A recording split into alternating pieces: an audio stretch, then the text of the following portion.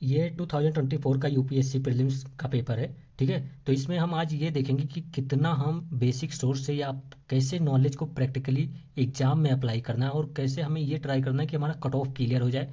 जो भी हम पढ़ कर गए हैं बेसिक रिसोर्स, उतने से जितना नॉलेज है उतने को हमको कैसे ठीक से अप्लाई करना है। ठीक है, वो हम देखेंगे, क्योंकि पढ़ने वाले तो मतलब 5 5 और 6 6 प्रीलिम्स देते हैं और एक भी प्रीलिम्स नहीं निकलता। ठीक है, तो वहाँ पर नॉलेज का तो पूरा गेम नहीं, ये तो श्योर है प्रीलिम्स कि prelims is not about full of knowledge. ठीक है, उसमें कहीं ना कहीं थोड़ा मतलब आपके थिंकिंग प्रोसेस को, आप कैसे क्वेश्चन को टैकल करते हैं, ये जरूर मतलब कहीं ना कहीं छुपा हुआ है उसमें। कहीं ना कहीं एग्जामिनर ये चाहता है कि आप अब क्वेश्चन को किस नज़र से देख रहे हैं वो नज़रिया बदलिए अपनी आप। ठीक है, तो देखते हैं कि कितने क्वेश्चन आज, ये बिल्कुल फुल डिस्कशन नहीं होगा। इसमें हम ये देखेंगे कि कितने क्वेश्चन हम बेसिक नॉलेज को अप्लाई करके और कैसे अप्लाई करना है तो हम सॉल्व कर सकते हैं, क्या हम कट ऑफ क्लियर कर सकते हैं कि नहीं। ठीक है, तो चलिए स्टार्ट करते हैं। तो फर्स्ट क्वेश्चन देखिए, ये देखिए ऐसे क्वेश्चन 2022 से काफ़ी आने लगे हैं, और एवरी ईयर 10 से 15 क्वेश्चन तो एटलीस्ट आते ही हैं ऐसे। और ऐसे क्वेश्चन थोड़ा मीडियम से इजी और मीडियम या मॉडरेट होते हैं, मतलब ऐसे क्वेश्चन को सॉल्व करना चाहिए आपको, रिस्क भी ऐसे क्वेश्चन में लेना चाहिए। क्योंकि अगर आप ऐसे क्वेश्चन में एक ऑप्शन अगर गलत निकाल ले जाते हैं तो फिर आपके लिए बिल्कुल केक वाक हो जाता है ना, बहुत इजी हो जाता है ऐसे क्वेश्चन में अगर आपने एक भी ऑप्शन गलत निकाल लिया तो। ठीक है, तो अब चलते देखते हैं। ये सेट 1 है, सेट ये। ठीक है, तो आप देख लेना अपने अकॉर्डिंग। करें कि the atmosphere is heated by more by incoming solar radiation then by terrestrial radiation. देखिए ये हम एनसीईआरटी में पढ़ते हैं कि जो इनकमिंग सोलर रेडिएशन होता है वो शॉर्ट वेव होता है ना, शॉर्ट वेव लेंथ होती है उसकी। और जो टेरेस्ट्रियल रेडिएशन होता है वो लॉन्ग वेव होता है। ठीक है, लॉन्ग वेव होता है। और हम ये एनसीईआरटी में ये भी पढ़ते हैं कि बिकॉज द टेरेस्ट्रियल रेडिएशन जो होती है उसकी वेवलेंथ ज़्यादा होती है, तो ये ज़्यादा कार्बन डाइऑक्साइड है और ग्रीन हाउस के कैप्चर में आ जाता है, ना कि शॉर्ट वेवलेंथ जो सोलर से या जो सन से आता है। ठीक है, तो इस अकॉर्डिंग पर अगर हम देखें तो atmosphere is not heated by much और more by the solar radiation but by the terrestrial radiation ना। तो ये उल्टा लिख गया है, मतलब स्वैपिंग कर दी गई है, समझ रहे हो। तो ये इनकरेक्ट होगा, और जैसे आपने फर्स्ट स्टेटमेंट इसमें इनकरेक्ट पकड़ा, जैसे आप सीधा, आपको फिर ये पढ़ो या आपको पता है ये स्टेटमेंट 2 या नहीं, डजेंट मैटर, क्योंकि फिर आपको सीधा क्वेश्चन सॉल्व हो गया। First is incorrect but statement 2 is correct, सीधा डी पर आप पहुंच गए। ठीक है, बहुत इजी केक वाक होते हैं, अगर आपने एक स्टेटमेंट इनमें पकड़ ली तो फिर आप, तो आपका ये 2 नंबर बन गया, बहुत ईजी है। मैं इसे ईजी में लेकर चल रहा हूँ क्योंकि इतना तो आपको पता ही होना चाहिए अगर आप यूपीएससी कर रहे हैं तो। और ये चीज़ मतलब जस्ट बेसिक नॉलेज, ये क्लाइमेटोलॉजी भी फुल नहीं है कि हाँ जो लॉन्ग वेव होगा वो ज़्यादा कार्बन डाइऑक्साइड और ग्रीन हाउस के द्वारा कैप्चर किया जाएगा, ना कि शॉर्ट वेव ना। सिंपल सा अगर इतना भी लॉजिक लगाते तो भी हो जाता। ठीक है, बाकी तो वो पूरा ग्रीन हाउस का कॉन्सेप्ट बहुत लॉन्ग होता है, और जब हम उसको डिटेल में सॉल्व करेंगे तब देखेंगे। मैं आपको बता दूं, लास्ट ईयर मैंने 3 वीडियो शायद पीवाईक्यू के, 3 से 4 वीडियो पीवाईक्यू के अपलोड किए थे, और उसमें से आपके 20 मार्क्स आए हुए थे, 20 मार्क्स 3 वीडियो से। ठीक है, और मैं कन्वेंशनल की टॉपिक की नहीं बात कर रहा, जो मैंने डिस्कशन किया उसमें से आए हुए थे। तो 20 मार्क्स आप मतलब वहाँ से ही, मतलब 2024 वालों ने जिन्होंने भी देखा होगा तो वहाँ से अर्न कर लिए होंगे। तो मतलब इतना आप विश्वास कर सकते हो। ठीक है, लेकिन आज ये डिस्कशन का नहीं, आज ये अप्रोचमेंट का क्लास है कि कैसे अप्रोच करना है क्वेश्चन को। तो 2 नंबर वहाँ पर आपके बन गए। फिर हम देखते हैं ये क्वेश्चन, फिर वो स्टेटमेंट एंड फिर आगे कहें thickness of atmosphere at the equator is much greater as compared to poles. देखिए ये एनसीईआरटी में वैसे लिखा रहता है कि इक्वेटर पर 18 किलोमीटर तक चला जाता है हमारा ट्रोपोस्फेयर, बट पोल पर कितना होता है, 8 किलोमीटर तक ही होता है। अगर आपको नहीं पता इतना तो फिर आपको मतलब थोड़ा सा ये पता होना चाहिए कि इक्वेटर पर सन की जो रेज होती है वो डायरेक्टली फॉल करती हैं, और जबकि जब सन की रेज जो डायरेक्टली फॉल करेंगी इक्वेटर पर, तो हवा जो होगी इक्वेटर पर वो उठेगी ऊपर ना, ऊपर उठेगी, तो इसलिए इक्वेटर पर एटमॉस्फेयर ज़्यादा ऊंचे हो जाएगा। बट जो कोल्ड एरिया है, जो पोल से जो कोल्डर है, वहाँ पर एयर डिसेंड होंगी, गिरेंगी, गिरेंगी नीचे आएंगी, तो वहां पर एटमॉस्फेयर नीचे आ जाएगा। ठीक है, तो इस कॉन्सेप्ट को अप्लाई पर करके भी आप ये बिल्कुल करेक्ट कर सकते थे, क्योंकि कन्वेंशनल करंट के रीजन से, क्योंकि टेम्परेचर के रीजन से इक्वेटर पर हवाएं जो होती है, एयर जो होती है वो ज़्यादा हाइट अटेन कर लेती हैं। बट क्योंकि कोल्डर एरिया में एयर कूल होती है, और जब एयर कूल होती है तो हमको पता है बेसिक कॉन्सेप्ट है कि एयर जब भी कूल होगी तो वो डिसेंड होगी, जब भी कोल्ड होगी तो वो और गिरेगी, नीचे आएगी ना। तो इसमें ये इसका सही हो गया। ठीक है, बिल्कुल ये सही हो गया इसका आंसर। 4 नंबर हमारे बन गए। ठीक है, अब हम देखते हैं ये क्वेश्चन। ऐसे क्वेश्चन जब भी पूछे जाते हैं ना कि कौन कौन से प्रोडक्ट से पोल्यूशन की मतलब चांसेस है या कैसे, तो ऐसे क्वेश्चन में ऑल ऑफ दी अबव ही मारना, हो सकता है चांस की गलत हो, लेकिन ऐसे क्वेश्चन, जब ऐसा क्वेश्चन अभी मैं इसको रीजनिंग से भी सॉल्व करके बता सकता हूँ। कह रहा है कि कौन कौन से प्रोडक्ट ऑर्गेनिक इरेप्शन से निकलेंगे। तो मान लीजिए कह रहे हैं कि पायरोक्लास्टिक डेब्रिस मतलब छोटे छोटे कंकड़ पत्थर, समझो कि अब भाई जो चट्टान फाड़ के निकल रहा है वहां से कंकड़ पत्थर नहीं निकलेंगे, बिल्कुल निकलेंगे। फिर एस एंड डस्ट, भाई जलते हुए का मतलब वॉल्केनो देखा है, मतलब एरप्शन होते हुए, मतलब वहां पर डस्ट न डस्ट भी होगी, आश भी होगी, दोनों होंगे ना, धूल कंकड़ पत्थर सब मिलेंगे। फिर नाइट्रोजन कंपाउंड्स, देखिए हमारे जो अर्थ है उसमें नाइट्रोजन है, बिल्कुल है नाइट्रोजन। ठीक है, तो अर्थ से वॉल्केनो निकलेगा तो क्या उसमें नाइट्रोजन, मतलब मैं बेसिक कॉन्सेप्ट बता रहा हूँ अभी, तो क्या उसमें नाइट्रोजन नहीं होगा? ऑफकोर्स चांस है कि होगा, तो ये भी हो जाएगा। फिर कह रहे हैं सल्फर कंपाउंड, सेम कॉन्सेप्ट। ठीक है, हमारे अर्थ में हम सुनते हैं कि बहुत सारे नेचुरल गैसेस हैं, नेचुरल ऑयल्स हैं, तो हो सकता है कि अगर कहीं पर जो वोल्केनो इरप्शन हो नेचुरल गैस और नेचुरल ऑयल के रिजर्व के पास से हुआ हो, तो वहां से कोई गैस निकाल के, सब जगह देखने थोड़ी जा रहे हो सकता है कि ये अर्थ पे ना हो रहा हो तो मार्स पे हो रहा हो, वॉल्केनिक इरप्शन हुआ हो वहां पर सल्फर कंपाउंड निकले हो। बट ये जनरली करेक्ट है, क्योंकि जब भी वॉल्केनो इरप्शन होता है तो सल्फर कंपाउंड्स बहुत ज़्यादा मात्रा में निकलते हैं और वो कूल डाउन करते हैं एटमॉस्फेयर को, और ये बहुत न्यूज में था, तो इस पर आपको तो टेंशन नहीं लेनी। ठीक है, तो यहाँ पर ऑल ऑफ दी अबव हो गए सही, तो हमारे कितने मार्क हो गए, 6 हो गए। ठीक है, फिर फोर्थ देखते हैं। ये कह रहा है which of the following is are correct influences from isothermal maps in the month of January. देखिए मंथ ऑफ जनवरी जो होता है वो नॉर्दर्न हेमिस्फीयर हम यहाँ पर लेते हैं। ठीक है, क्यों? क्योंकि यहाँ पर ऐसा कहीं भी नहीं दिया गया है कि सदर्न हेमिस्फीयर लेना है कि नॉर्दर्न हेमिस्फीयर लेना है, तो हम ले लेते हैं। ठीक है, क्वेश्चन में नहीं दिया हुआ है ना, तो जनवरी में हम नॉर्दर्न हेमिस्फीयर लेते हैं, तो जनवरी में बहुत ठंडी होती है, एक बेसिक है, इसमें तो कोई दिक्कत नहीं है। और आइसोथर्मल तो ये बहुत ही बेसिक कॉन्सेप्ट होता है कि आइसो मतलब होता है सेम, थर्मल मतलब टेम्परेचर, तो जो लाइन सेम टेम्परेचर को टच करती हो वो आइसोथर्मल लाइन हो गई। ठीक है, तो अब ये जनवरी की बात कर रहा है, मतलब नॉर्दर्न हेमिस्फीयर में क्या है, बहुत कड़ाके के विंटर है, ठंड पड़ रही है। ठीक है, अब हम इसको माइंड में रख के सॉल्व कीजिएगा। करें कि the isotherm deviate north over the ocean and the south over the continent. देखिए विंटर में क्या होगा, विंटर में जब हम जनवरी में विंटर होता है, जब विंटर की बात करें तो जो लैंड होता है इस पे देखिए ये क्वेश्चन पीवाईक्यू से सीधा इन्फ्लुएंस है, मैं बताऊंगा भी, और जब सॉल्व कराऊंगा तब भी आपको पता चलेगा कि जो लैंड होती है इसकी स्पेसिफिक हीट जो कैपेसिटी होती है वो बहुत कम होती है देन द वाटर। तो जब ठंडी पड़ेगी तो लैंड बहुत ज़्यादा कोल्ड हो जाएगा बहुत जल्दी, और जब गर्मी पड़ेगी तो लैंड बहुत जल्दी गर्म हो जाएगा बहुत ही कम टाइम पे, बट वाटर इसके कंपैरिजन में बहुत ज़्यादा टाइम लेता है ठंड होने में भी और गर्म होने में भी। तो इसका मतलब जब जनवरी होगा तो लैंड ज़्यादा कूल होगा। ठीक है, लैंड क्या होगा, ज़्यादा कोल्ड होगा। तो आइसोथर्म्स जो होगी, जो सेम लाइन है जो कोल्डर मतलब टेम्परेचर को एक ही मतलब ऐसी लाइन है ये जो एक टेम्परेचर को दिखाती है कि हाँ ये यहाँ पर भी 1 डिग्री सेल्सियस है, यहाँ पर भी 1 डिग्री सेल्सियस है, यहाँ पहुँच गई तो यहाँ पर भी 1 डिग्री सेल्सियस है। ठीक है, सेम लाइन को कनेक्ट करती है पूरे अर्थ पे।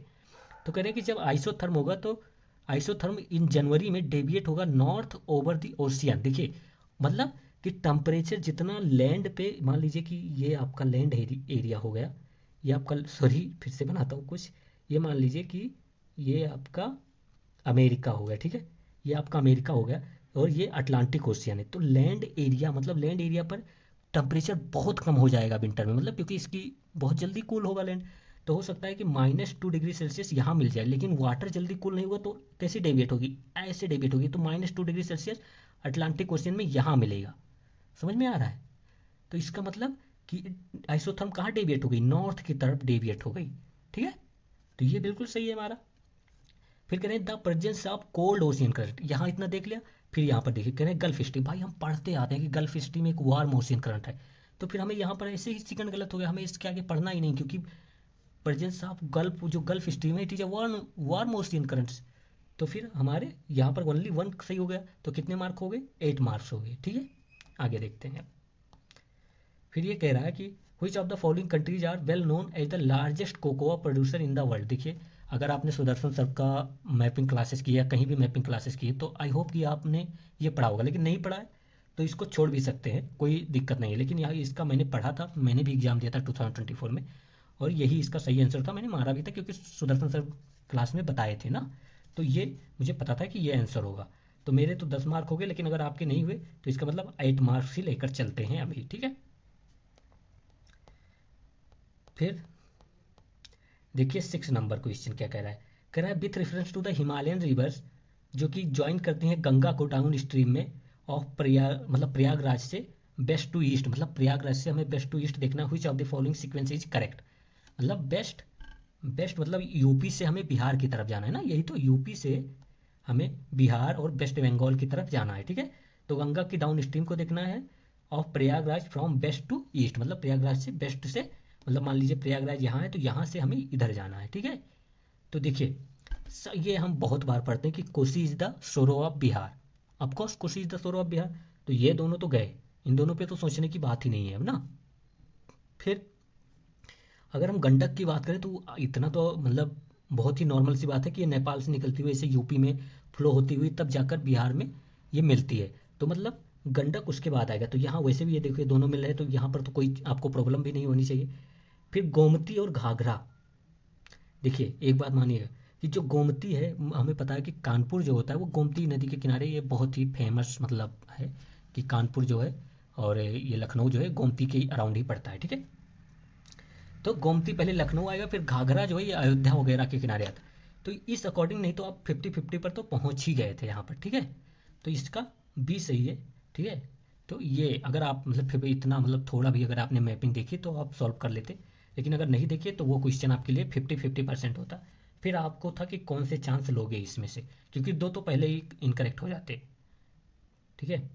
फिर देखते हैं 7, कह रहे हैं कि rainfall is one of the reason for weathering of rock. कह रहे रेनफॉल एक रीजन है, ऐसा नहीं कह रहा है ओनली रीजन, कह रहा है कि बहुत सारे रीजन होंगे जिससे रॉक जो होती है वो टूटती है, वेदरिंग मतलब टूट रही है, बट रेनफॉल उसमें से एक रीजन है।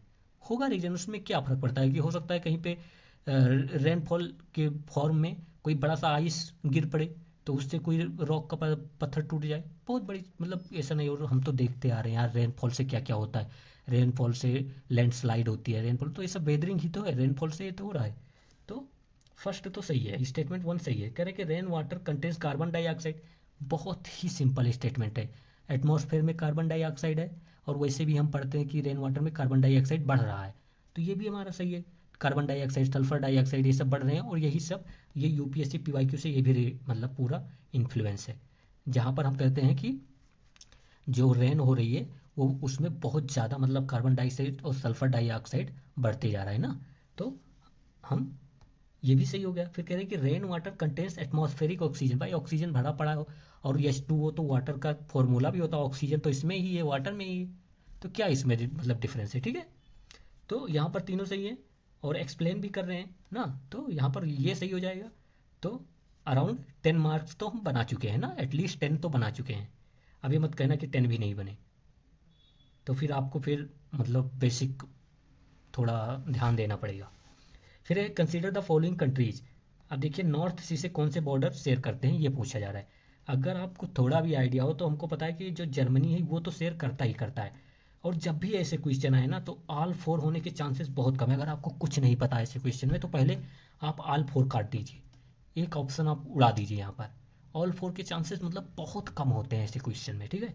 फिर और आपको अगर कहीं रिस्क लेना है तो ओनली वन भी काट दीजिए ऐसे क्वेश्चन में। फिर इन दोनों में आप आंख मूंद के जिस पे मारना हो मार दीजिए, रिस्क लेना हो तब मैं की बात कर रहा हूँ। लेकिन आपको पता है कि जर्मनी है, ठीक है, जर्मनी वहाँ से होता है और नॉर्वे भी होता है, क्योंकि नॉर्वे और जर्मनी दोनों नॉर्थ सी से बिल्कुल वैसे हैं, तो ये दोनों होते हैं। लेकिन फिनलैंड कहाँ, मतलब पहले नॉर्वे आता है फिर स्वीडन आता है फिर फिनलैंड आता है ना, इतना तो मतलब नॉर्मल बात है। तो फिनलैंड तो शेयर ही नहीं करता ना नॉर्थ सी से, और रसिया कहाँ, रसिया तो पूरा मतलब उधर हो जाता है ना, तो रसिया भी नहीं शेयर करेगा, रसिया तो बिल्कुल नहीं शेयर करेगा। तो यहाँ पर ओनली टू, ये भाई मैपिंग पर है और बहुत ही सिंपल है कि रसिया नहीं शेयर करेगा बॉर्डर नॉर्थ सी में। नॉर्थ सी कहाँ पर है, मतलब यूनाइटेड किंगडम यहाँ पर है, और यहाँ पर ऐसे मतलब स्पेन, ये फ्रांस, और ये यहाँ पर ऐसे जर्मनी है, और यहीं पे नॉर्थ सी है ये पूरा, यहाँ पर नॉर्वे है, ठीक है, और यहाँ पर ऐसे स्वीडन है। फिर ऐसे यहाँ पर जाकर आपको फिनलैंड मिलेगा, तो फिनलैंड लास्ट में है बिल्कुल, समझ रहे हो। तो ये नॉर्थ, ये तो ये नॉर्वे शेयर करेगा बॉर्डर। फिर और कौन करेगा, जर्मनी करेगा, यूनाइटेड किंगडम करेगा, फ्रांस भी कर सकता है, लेकिन रसिया तो पूरा बाउंड है उधर से ना, वो नहीं करता से। तो ओनली टू आर करेक्ट, ठीक है। फिर देखते हैं ये, देखिए ऐसे क्वेश्चन में जो मैंने आपसे बताया था वो आपको फिर फॉलो करना है क्या, ऑल थ्री तो हो ही नहीं सकते भाई। नो, इसमें नो फैक्ट्स हैं, टोटल मिला के 9 फैक्ट्स। 9 के 9 फैक्ट सही देना यूपीएससी नहीं, मतलब बिल्कुल नहीं सोचता कि सारे फैक्ट तो सही देगा इतने। तो इसमें ऑल थ्री तो सही नहीं हो सकते, ठीक है। और जब नन ऑप्शन में, तो 9 फैक्ट में तो चांसेस है कि एक ना एक तो सही होगा। चांस है, मैं फिर कह रहा हूँ चांस है कि एक ना एक सही होगा। अभी आप आगे चल के देखेंगे और ये सही भी निकलेगा ना कि एक ना एक तो सही होगा। बट आपको मैं वैसे बता दूं, जब धुआंधार की बात करते हैं तो ये मतलब अगर आपने कभी पीसीएस की तैयारी की, मैंने किया था तो इसलिए मेरा सही हो गया था। तो हमें पता है कि वो नर्मदा रिवर पर है, ठीक है। धुआंधार जो है नर्मदा रिवर पर है। फिर कहते हैं हुंडरू, ये मुझे पता था कि सुबर्णरेखा रिवर पर है, छोटा नागपुर में ही है, ठीक है। और गरसोपा, ये मुझे पता था नेत्रावती पे नहीं, गरसोपा, या फिर हम इसको कहते हैं कि मतलब लार्जेस्ट वाटरफॉल है ना, इसी को कहते हैं शरावती रिवर पर कर्नाटका में लार्जेस्ट वाटरफॉल, ऐसे कुछ ऐड करते हैं ना। तो थर्ड तो बिल्कुल भी नहीं होगा, ठीक है। फिर ये जो है ये मालवा में नहीं पड़ता, ठीक है, ये एमपी में पड़ता है, बट इट्स नॉट मतलब मालवा में है। और इसमें ओनली वन इज करेक्ट। फिर भी मैं बता रहा हूँ कि थर्ड आप इसमें, थर्ड तो काट कर सकते थे क्योंकि गरसोपा हो गया ये बहुत ज़्यादा फेमस वाटरफॉल है कर्नाटका में, और ये हर एग्जाम में मतलब बहुत ज़्यादा इंपॉर्टेंस है इसकी। तो थर्ड तो आप काट ही सकते थे। फिर बात रही कि इन दोनों में से, तो आपको नन भी कट जाता है यहाँ पर, ऑल थ्री भी कट जाता है, फिर टू आपके बचते। इसमें आप ले सकते थे रिस्क, जो भी आपको लगता वो रिस्क ले लेना चाहिए था, क्योंकि जब दो स्टेटमेंट तक पहुंच जाए तब रिस्क लेना बिल्कुल लाजमी समझिए, तब आप डरना मत, ठीक है। तो अब तक हमारे 10-12 मार्क ही हुए हैं, मुझे याद है, ठीक है। फिर है कंसीडर द फॉलोइंग स्टेटमेंट्स। अब यहाँ पर मार्क बढ़ेंगे, बहुत ही प्यारा क्वेश्चन है। आपको यहाँ पर फिर 9 स्टेटमेंट्स हैं। 9 क्या मतलब 9 से ज़्यादा कितने, 4 4 8 4 12।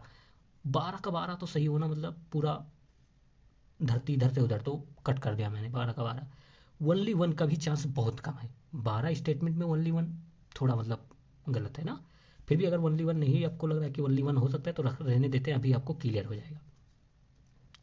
साउथ अमेरिका में एंड से वो फोल्ड माउंटेन है, ठीक है। तो ये एक तो ये सही हो गया, सबको पता है कि साउथ अमेरिका के जो एंडीज माउंटेन्स हैं वो फोल्ड माउंटेन्स हैं। क्योंकि जो साउथ पैसिफिक ओशियन की जो मतलब पैसिफिक ओशियन की जो टेक्टोनिक बाउंड्री है और साउथ अमेरिका की जो टेक्टोनिक बाउंड्री वो मिलती है, तो फोल्ड माउंटेन क्रिएट होता है, ठीक है। फिर नॉर्थ अमेरिका में अपलेशियन होता है, वो भी फोल्ड माउंटेन है। ओल्ड फोल्ड माउंटेन में जब हम पढ़ते हैं तो कहते हैं अपलेशियन हो गया, अरावली हो गया, ये सब फोल्ड माउंटेन के पार्ट है, ठीक है। फिर चलिए ठीक है, मान लेता हूँ कि ये आपने नहीं पढ़ा, मान लेता हूँ। तो एक तो हो गया, ठीक है। फिर यहाँ पर देखिए, ये कह रहा है यूरोप में जो आल्प्स है वो ब्लॉक माउंटेन है, ब्लॉक माउंटेन्स। यूरोप में आल्प्स, सब आल्प्स की अगर आपको लोकेशन तक पता है तो आपको ये पता होना चाहिए कि आल्प्स ये जो मतलब इटली और इन सब के एरिया में ये पड़ता है, मतलब ये जो मेडिटेरियन सी है और जो यूरोपियन प्लेट है या यूरेशियन प्लेट है, उन दोनों की बाउंड्री पर है। तो ये मोस्ट प्रोबेबली फोल्ड माउंटेन होगा, जो यूरोप में आल्प्स होगा ये फोल्ड माउंटेन होगा, ठीक है।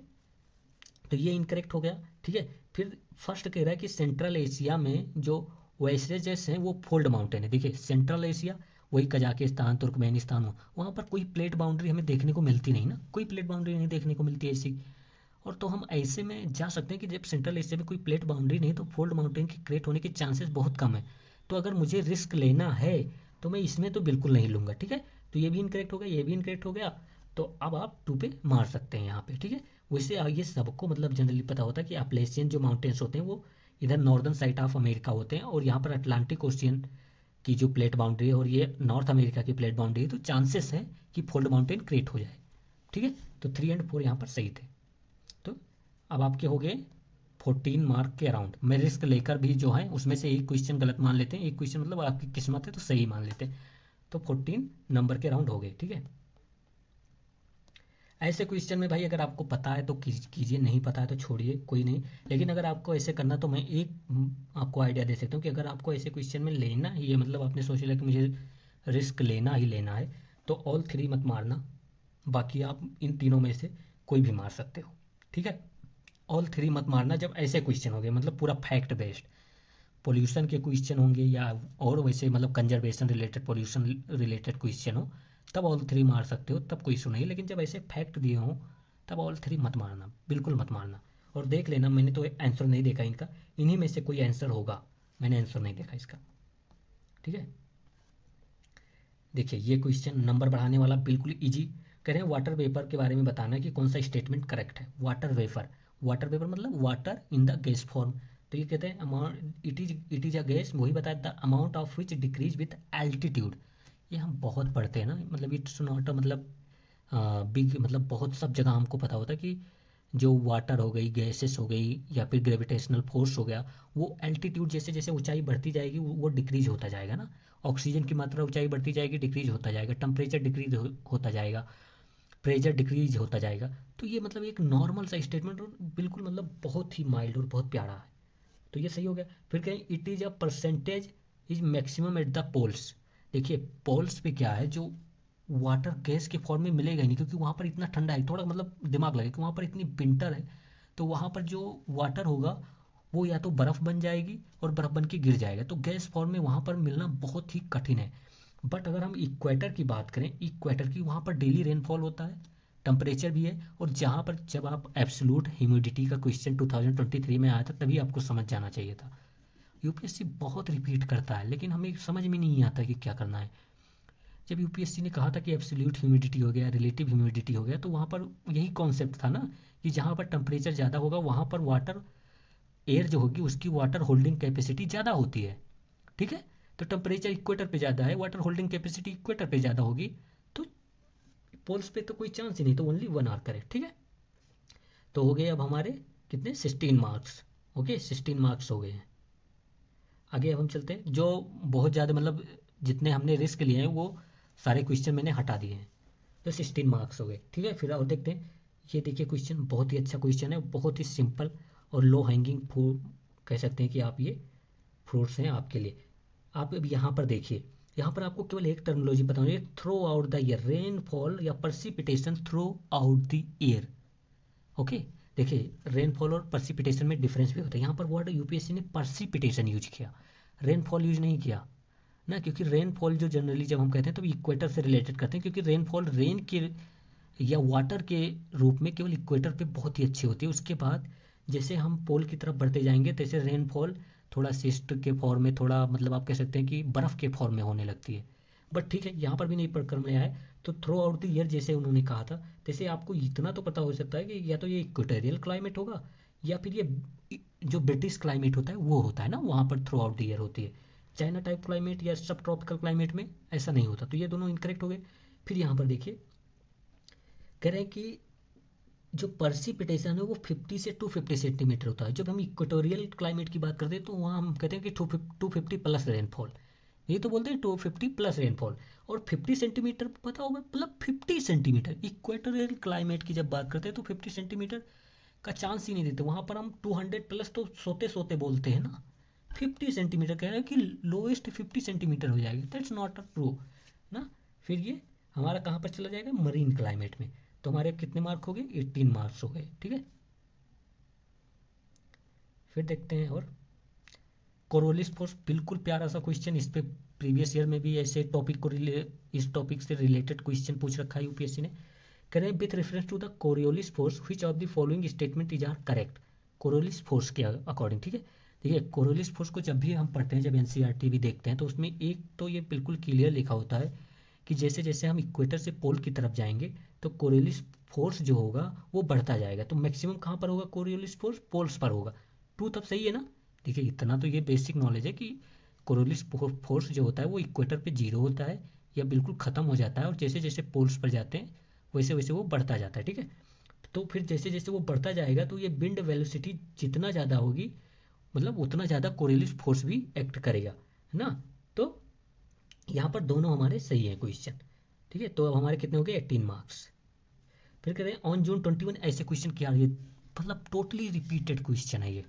कह रहे हैं कि on June 21 every year which of the following latitude experience sunlight of more than 12 hours. More than 12 hours, देखिए जब हम इक्वेटर की बात करते हैं तो वहाँ पर हम कहते हैं कि थ्रू आउट द ईयर जो इक्वेटर है वहाँ पर 12 घंटे के दिन और 12 घंटे के रात होते हैं। ठीक है, ये बोलते हैं।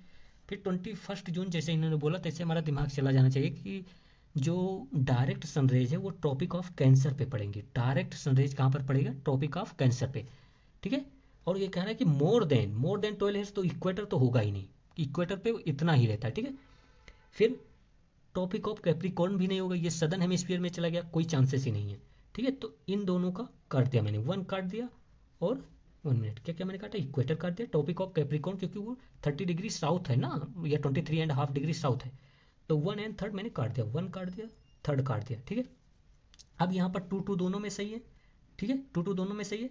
अब कहता है फॉर आर्कटिक सर्कल, भाई जब 21 जून है, मतलब वो जो सन रेज है वो डायरेक्टली टॉपिक ऑफ कैंसर पे फॉल हो रही है, तो 23.5 degree of northern hemisphere latitude पे, तो उसके अब जितना भी जाएंगे तो हमारा डे टाइम इंक्रीज होता जाएगा ना, इसीलिए तो कहते हैं कि 21 जून को जब हम सीधा सदर्न नॉर्दर्न पोल पर जाते हैं तो वहाँ पर 6 महीने का दिन होने लगता है, 6 महीने की रातें होने लगती हैं। ऐसा क्यों बोलते हैं, क्योंकि जैसे जैसे मतलब सन जो है वो इक्वेटर से नॉर्दर्न हेमिस्फीयर की ओर बढ़ेगा, वैसे वैसे डे टाइम जो होगा वो नॉर्दर्न पोल्स पर इंक्रीज होता जाएगा।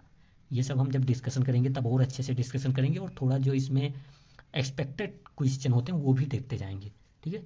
तो यहाँ पर हमारा 2 और 4 सही हो गया, हमारे क्वेश्चन हो गए 20 एंड मार्क्स हो गए 20 मार्क्स तक हम कर चुके हैं, ठीक है। तो अब कह रहे हैं कि one of the following region has the world largest tropical peatland. देखिए ये क्वेश्चन भी मैं मतलब करंट अफेयर में पढ़ा था उस ईयर, और मेरा ये सही हो गया था, ठीक है। और ये है कांगो बेसिन। कांगो बेसिन में बहुत बड़ा पीटलैंड है जहाँ पर फॉजिल फूल्स और इन सबको ग्लोबल क्लाइमेट चेंज के रीजन से वहाँ पर प्रॉब्लम भी हो रहा है उस पीटलैंड का, ये वहीं पे था। लेकिन अब जब मैं डिस्कशन करूँगा तब मैं बताऊँगा इन तीनों के बारे में भी, क्योंकि ये आए हैं ना, तो ये इम्पोर्टेंट है इसका। ये जो रियो डी ला प्लाटा है ये ब्राज़ील का है, और इसकी भी एक अलग इंपॉर्टेंस है, ये भी एक आप कह सकते हैं पीटलैंड है, ठीक है। तो हम ये देखेंगे, लेकिन यहाँ पर अगर आप नहीं पता है तो ये याद रखना कि लार्जेस्ट ट्रॉपिकल पीटलैंड कहाँ पर है, तो कांगो बेसिन पे है, ठीक है, ये याद रखना आप। फिर देखते हैं नेक्स्ट क्वेश्चन, 17 नंबर क्वेश्चन क्या कर रहा है। बहुत ही अच्छा क्वेश्चन है और ये हार्ड लग सकता है बट हार्ड है नहीं। कह रहा है with reference to the perfluoro alkyl and perfluoro जो भी है पीपीएसएस है, कह रहा है that are used in making many consumer products. देखिए ऐसे क्वेश्चन जो होते हैं वो आंसर को बताते हैं कि कैसे आंसर होगा। कह रहे हैं कि ये जो सब्सटेंस है वो बहुत सारे कंज्यूमर प्रोडक्ट जो फूड हैं जो खाते हो आप लोग उनमें यूज किया जा रहा है। अब ये बात बताइए, ऐसे टॉपिक तो हम मतलब कन्वेंशनली नहीं पढ़ते ना, ऐसे टॉपिक जो होते हैं कन्वेंशनली बुक में नहीं भी पाए जाते और पढ़ते भी नहीं।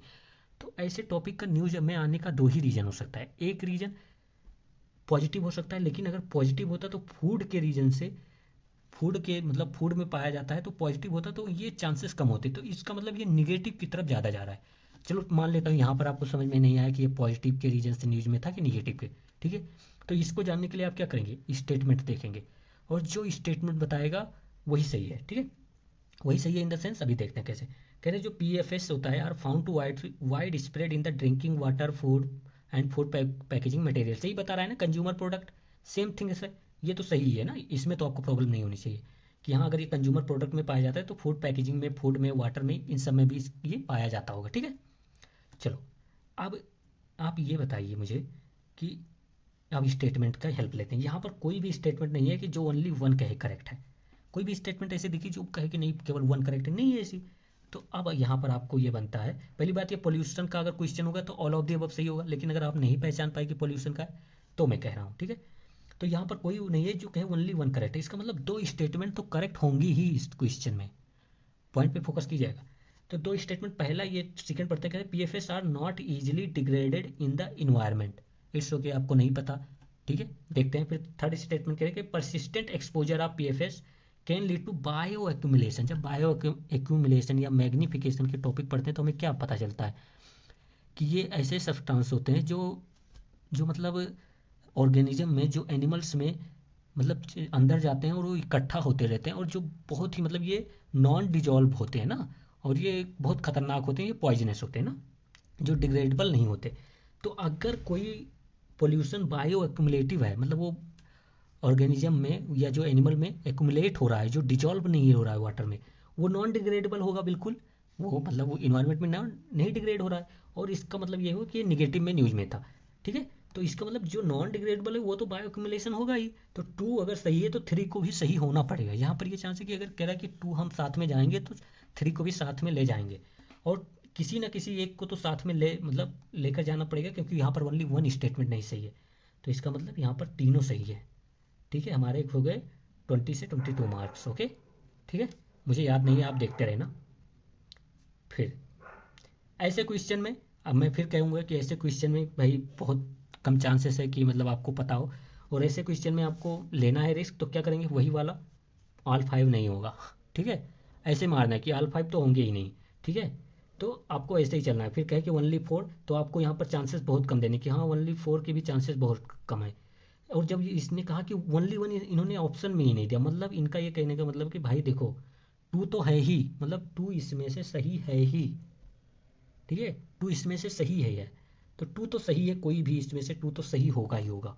ठीक है, फिर कह रहे हैं कि ओनली थ्री, तो यहाँ पर all five and all four ये दोनों आप कट कर सकते हैं। उसके बाद आपको जो भी लगे इसमें, मैं कहूँगा कि क्योंकि कह रहे हैं कि टू है ही तो ओनली थ्री आप मारिए ऐसे क्वेश्चन। मैंने भी आंसर नहीं देखा है, फिर मैं बोल रहा हूँ बताइएगा कि ये मैंने सही मारा कि नहीं, आंसर मैंने नहीं देखा है। ठीक है, और आप ऐसा अगर सोच रहे हैं कि मैंने प्रीलिम्स दिया तो याद हो गया, भाई क्वेश्चन इतना दिन बाद याद नहीं रहते।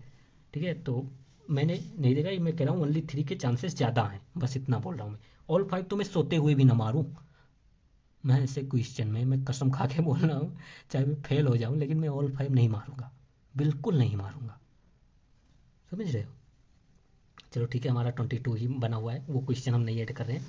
ये क्वेश्चन बिल्कुल क्वेश्चन मतलब कह रहे हैं कि अब में से कौन सा पी फैमिली का, पी फैमिली मतलब कौन नाइट्रोजन फिक्सेशन करता है। भाई ग्राउंड नेट हम पढ़ते आते रहते हैं, हॉर्स ग्राम हो गया, सोयाबीन हो गया, मतलब बीन प्लांट्स जिसमें बीन और लास्ट में लगा हो, जिसमें चिकपी लगा हो या पी लास्ट में लगा हो, जिसमें ग्राम लास्ट में लगा हो, ऐसे प्लांट को हम क्या कहते हैं कि ये लेगुमिनस प्लांट्स हैं, ये नाइट्रोजन फिक्सेशन करते हैं और ये पी फैमिली से आते हैं। ठीक है, तो इसमें ऑल थ्री होगा।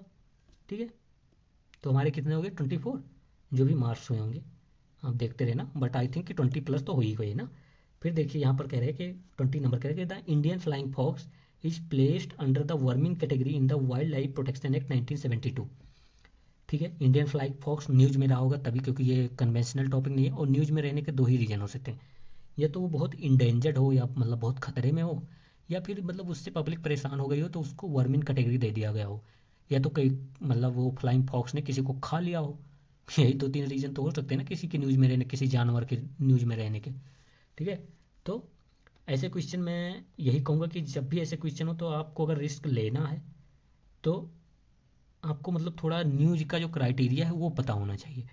तो इसमें आप देख लेना क्या है आंसर, मुझे नहीं पता इसमें, बट अगर मुझे मारना होता तो मैं एक देखता कि Indian flying fox is placed under the vermin category, ऐसा कुछ ये बोल रहा है कि अभी ये इसलिए ये क्वेश्चन है क्योंकि रिसेंट में कोई ना कोई एक्शन हुआ होगा। तो मैं इसमें कभी भी, मैं सच बता रहा हूँ मानो या ना मानो, ये एंड भी नहीं मारता, कभी भी नहीं मारता, बस मैं नहीं मारता, मैं मुझे नहीं पता क्यों नहीं मारता, बट मैं ये एंड भी नहीं मारता। उसके बाद हो सकता है कि मैं सी और डी में से कोई भी अगर मुझे रिस्क लेना होता तो कोई भी एक मार देता, मैं इतना ही बोल सकता हूँ बस, बट ये एंड भी नहीं मारता मैं। तो बाकी आप देख लेना अपने अकॉर्डिंग क्या आंसर है उसका, वो नहीं जुड़ रहा है, वो हार्ड है क्वेश्चन वैसे भी। ठीक है, अब ये देखिए, ये बहुत ही प्यारा क्वेश्चन, हार्ड लगेगा बट बहुत ही अच्छा क्वेश्चन। करे कि ये ऑर्गेनिज्म है, एक है किकाड़ा, एक है फ्रॉग होपर, एक है पोंड स्केटर। अब एक बात बताइए, जब हम पढ़ते हैं ना, जब हम पढ़ते हैं कि जो छोटे छोटे ऑर्गेनिजम्स होते हैं वो पॉन्ड में फ्रीली फ्लो होते हैं, फ्री रहते हैं ना, तो जो मतलब बहुत ज़्यादा फोटोसिंथेसिस भी करते हैं, ऑक्सीजन देते हैं ओशियन में, तो हम उसमें पढ़ते हैं पॉन्ड स्केटर जो फ्रीली मतलब घूमता रहता है इधर उधर। नहीं पता, कोई बात नहीं। फ्रॉग होपर, फ्रॉग होपर को आप कनेक्ट कीजिए ग्रास होपर, और ग्रास होपर क्या होता है, इंसेक्ट कैटेगरी के होते हैं ना, इंसेक्ट ही। अगर आपको रिस्क ही लेना है तो आप इसमें ले लेंगे किकड़ा, वैसे भी लग रहा है किकड़ा मतलब कीड़ा, कीड़ा पढ़ने से भी आ रहा है। तो आपको रिस्क लेना होगा तो मैं कहूँगा कि आप रेप्टाइल्स में थोड़ी ना लेंगे कि हाँ रेप्टाइल्स होगा वो, फ्रॉग हो पर कोई रेप्टाइल्स है, ऐसा चांसेस बनता है नहीं बनता, तो मैं इंसेक्ट लगाऊंगा। हमारे जहाँ तक 26 मार्क्स हो गए। ठीक है, फिर कह रहा है कि मैंने, अब ये क्वेश्चन बिल्कुल माइल्ड सा और बहुत ही लो हैंगिंग है, मतलब अगर ऐसे क्वेश्चन गलत हुए तो भाई बहुत कम चांसेस है, बहुत कम चांसेस कि प्रीलिम्स निकल जाए, बहुत कम, मतलब बोलना नहीं चाहिए लेकिन सच में बहुत कम चांसेस है। कह रहे कि मैनी च्युइंगम्स जो होते हैं found in the market are considered a source of environmental pollution. कह रहे हैं बहुत सारे च्युइंगम होते होंगे मार्केट में, हमें नहीं पता, यूपीएससी कह रहा है मैं नहीं जानता, तुम जानते हो क्या कि इतने सारे च्युइंगम्स हैं? तो भाई एस्पिरेंट को यही अब जवाब होना चाहिए कि मुझे भी नहीं पता कि कितने सारे च्युइंगम्स होते हैं। च्युइंगम मतलब जो खाते हो ना, जो च्युइंगम साथ खाते हैं वही, तो वो कभी ख़त्म नहीं होता है ना, खाते जाओ खाते जाओ खाते जाओ, उसके अंदर जो स्वीटनर्स होता है वो ख़त्म हो जाता है, बट वो ख़त्म नहीं होता, इसका मतलब कि वो डिग्रेडेबल थोड़ा कम है, मतलब पोल्यूशन का रीजन तो बन सकता है वो। ठीक है, तो और बहुत सारे चिंगम्स होते होंगे, क्या पता कितने सारे, मतलब डेवलपिंग कंट्रीज, अफ्रीका, कहाँ कहाँ कोई कोई चिंगम खा रहा हो। ऐसा तो कह नहीं रहा कि इंडिया में। तो कह रहा कि मैनी फिर इन्वायरमेंटल पोल्यूशन के माने जाते हैं। यहाँ पर क्या लिखा है ये भी देखिए, वर्ड कंसीडर्ड, इसीलिए कहते हैं कीवर्ड देखिए कंसीडर्ड, मतलब माना जाता है। माना, मान यहाँ पर ये नहीं कह रहे कि ये थ्योरी के द्वारा ये साइंटिफिकली प्रूफ हो गया है। यहाँ पर ये नहीं कह रहे कि चिंगम्स आर द इन्वायरमेंटल पोल्यूशन ना, ये पर कह रहे हैं कि कंसीडर्ड, माना जाता है। तो ये सही होगा। ठीक है। फिर कह रहे कि many chewing gums contains plastic as a gum base. भाई बहुत सारी चिंगम्स होंगे, हो सकता है 1000 टाइप्स के होते होंगे, और उसमें एक में भी अगर थोड़ी सी भी प्लास्टिक ऐड कर दी गई तो वो हो गया। तो ऐसे क्वेश्चन में, और अगर उसमें प्लास्टिक ऐड किया गया, आप ऐसे भी मान लीजिए कि वो इन्वायरमेंटल पोल्यूशन कब होगा, चिंगम, जब उसमें प्लास्टिक या ऐसा कोई बायो प्रोडक्ट ऐड किया जाएगा जिससे कि वो डिग्रेड ना हो, तो प्लास्टिक एक बेस्ट है।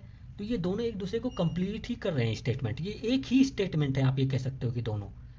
तो इससे क्वेश्चन भाई बहुत लो हैंगिंग होते हैं, और इसका वन आंसर हो जाएगा। और इसी के साथ मैं मार्क्स को लेकर चलता हूँ 26 या 28, ठीक है अपने, आप देख लेना अपने अकॉर्डिंग। फिर ये देखिए ऐसे क्वेश्चन, मैं फिर ऐसे क्वेश्चन में एक ही बात बोलूँगा, 3 स्टेटमेंट्स है। यहाँ पर आपके चांस क्या है कि ऑल 3 तो बिल्कुल काट दीजिएगा, कोई चांस नहीं है, लेना ही मत, चाहे जो हो जाए। ठीक है, ऑल 3 नहीं मारना है। फिर उसके बाद इन तीनों में से कोई भी मार सकते हो, क्योंकि ऐसा मैं क्यों कह रहा हूँ, यहाँ पर मैं ओनली वन भी नहीं काट सकता, क्योंकि ये कह रहा है कि animal found is natural habitat. भाई कोई एनिमल कहाँ कहाँ मिल रहा है, किसको किसको पता, तो यहाँ पर ओनली वन भी मैं नहीं बोल सकता आपको। तो इसलिए मैं यहाँ पर कह रहा हूँ कि यहाँ पर आपको 33% ही एक्यूरेसी मिल सकती है, 50% पे जाना बहुत हार्ड है। मुझे नहीं पता इसका आंसर क्या होगा, देख लेना अपने अकॉर्डिंग। ठीक है, सब क्वेश्चन करना भी जरूरी नहीं होता ना, वो ऐसे क्वेश्चन करना भाई, या तो आपके पास बहुत नॉलेज हो तभी वो सॉल्व हो सकते हैं, नहीं तो वो कहीं न्यूज में मेंशन होते हैं और यूपीएससी उठा के पूछ लेता, हो सकता है कहीं इंटरनेशनल साइट से उठा के भी पूछ ले, तो बहुत ही हार्ड होते हैं। कह रहा वर्ल्ड टॉयलेट ऑर्गेनाइजेशन। अब ऐसे क्वेश्चन में आपको अपने ऊपर विश्वास होना चाहिए, विश्वास इन द सेंस कि हाँ मैंने पढ़ा है, और मैंने पढ़ा है और मैंने कभी नहीं देखा कि ये ऑर्गेनाइजेशन यूनाइटेड नेशन एजेंसीज है या यूनाइटेड नेशन का पार्ट है ना। मैंने इतना कॉन्फिडेंस हो कि मैंने यूनाइटेड नेशन के बारे में बहुत बार देखा, और उससे रिलेटेड कभी हमने टॉयलेट ऑर्गेनाइजेशन नहीं देखा, क्या United Nation has promoted world toilet organisation, हमने नहीं देखा। और नहीं देखा तो अगर मुझे चांस लेना है तो मैं क्या करूँगा, मैं ऐसे में चांस ले लूँगा कि पहला ऑप्शन ही मैं इनकरेक्ट कर दूंगा, अगर मुझे चांस लेना है। नहीं तो अगर मुझे पता है कि मैं क्लियर कर लूँगा विदाउट चांस लेने के, तो लेने की ज़रूरत नहीं है।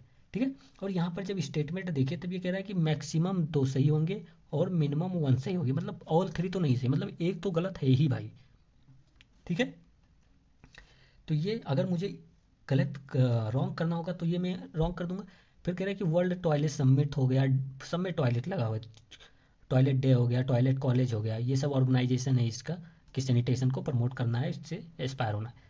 ठीक है, वर्ल्ड टॉयलेट ऑर्गेनाइजेशन है, इसी में अगर बायोडाइवर्सिटी की कोई बॉडी है तो बायोडाइवर्सिटी डे हो गया, बायोडाइवर्सिटी कंजर्वेशन डे हो गया, बायोडाइवर्सिटी लायन डे हो गया, भाई निकालता रहेगा उसका क्या है। ठीक है, तो टू, अगर मुझे 1 एंड 2 में कौन सा ज़्यादा फेवरेबल लग रहा है तो 2 ज़्यादा फेवरेबल लग रहा है मुझे, तो 1 में इनकरेक्ट कर दूंगा। फिर कह रहा है कि the main focus of its function is to grant funds.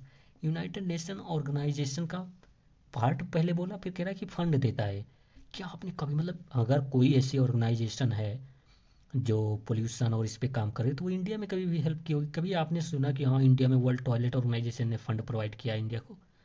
देखिए यहाँ पर आपके कॉन्फिडेंस की ज़रूरत है कि हाँ आपने पढ़ रखा है इतना एटलीस्ट, नहीं तो फिर आप क्या कह सकते हैं कि देखिए सेकेंड तो गलत करने का कोई रीज़न है नहीं, तो जहाँ जहाँ पर सेकेंड है तो थर्ड आप यहाँ पर बिल्कुल ख़त्म कर सकते हैं। ठीक है, 3 इनकरेक्ट कर सकते हैं, और फर्स्ट, फर्स्ट को भी आप गलत कर सकते हैं, मतलब अगर चांस लेना है तो फर्स्ट भी गलत कर सकते हैं। फिर उसके बाद आपको जो लगे उस पर आप इन दोनों में 50-50% पे चले जाइए। बाकी अगर नहीं करना तो छोड़ दीजिए ऐसे क्वेश्चन, कोई बात नहीं, आगे देख लेंगे हम ना, कहीं पर 2 मार्क एक्स्ट्रा कर लेंगे। कह रहा है कंसिडर द फॉलोइंग स्टेटमेंट्स। कह रहा है lion do not have particular breeding season.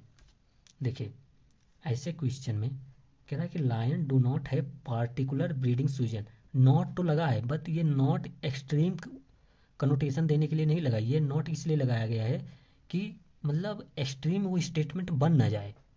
जैसे अगर ये कहता कि लॉयंस है वो पार्टिकुलर, और पार्टिकुलर ब्रीडिंग सीजन का मतलब इसका एक एक मतलब ये भी हो सकता है कि lions only breed in the summer और only breed in the winter. तो क्या ऐसे स्टेटमेंट जब लिखे होते कि lions only breed in the particularly winter season, तो आप क्या करते, उस स्टेटमेंट को गलत कर देते।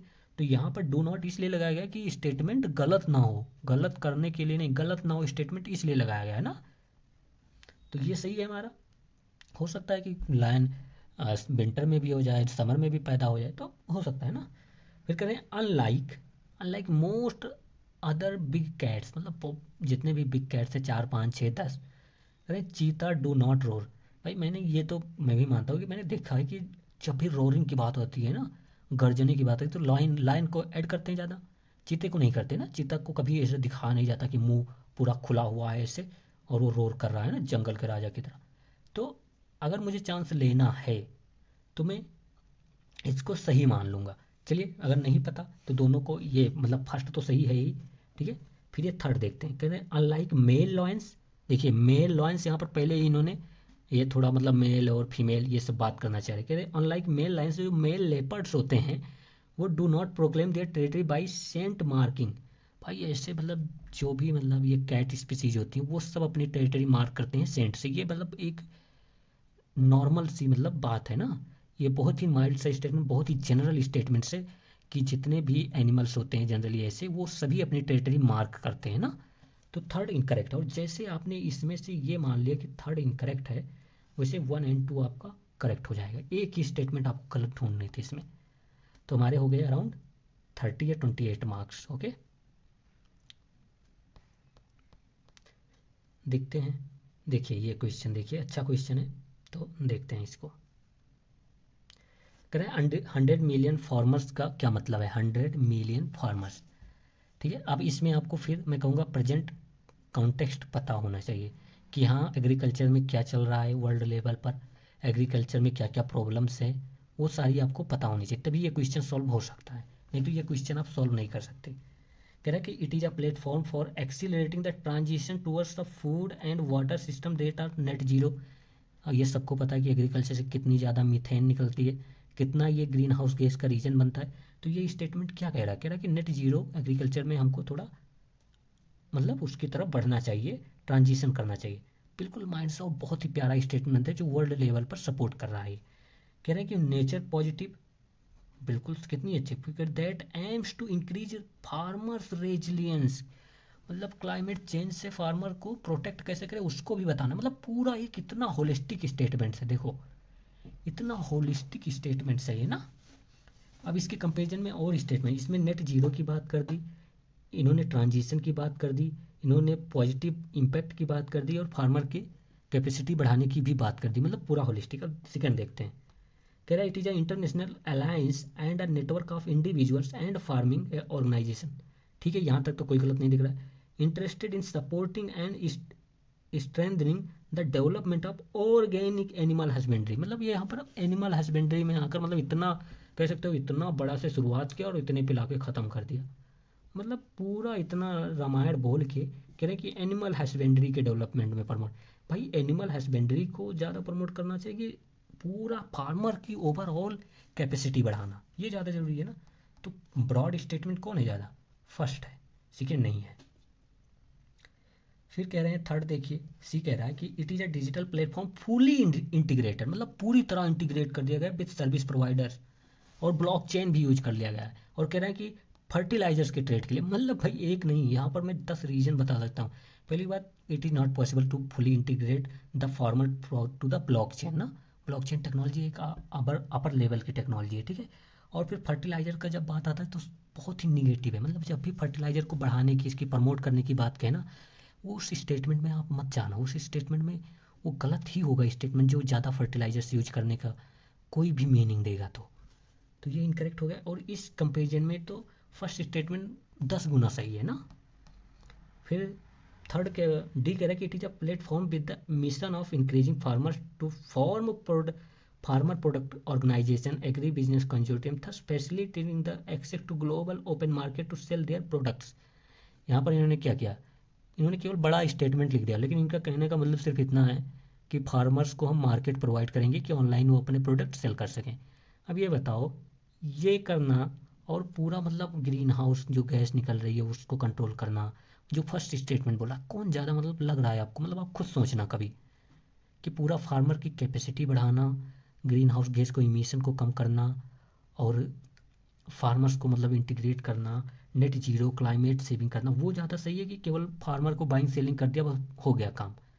तो ऐसे में ये फर्स्ट स्टेटमेंट बहुत ही ज़्यादा माइल्ड, बहुत ही ब्रॉड है इन तीनों स्टेटमेंट से। ठीक है, तो हो गए हमारे 32 नंबर।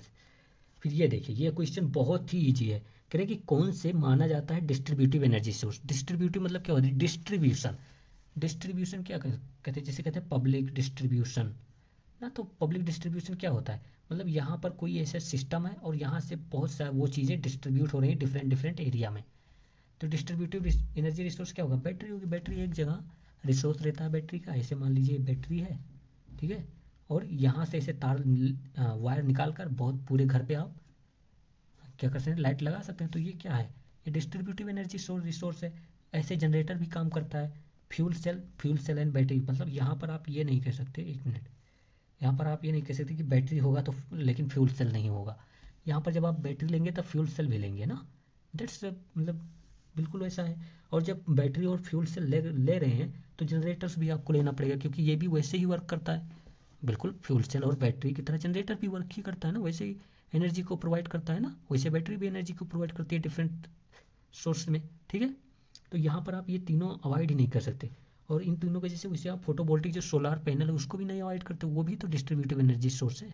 कि एक ऐसे पैनल आपने लगा दिया, यहाँ से वायर लगाकर आपने खींच लिया और डिफरेंट डिफरेंट एरिया में ले जाकर आपने यूज कर लिया उस एनर्जी को।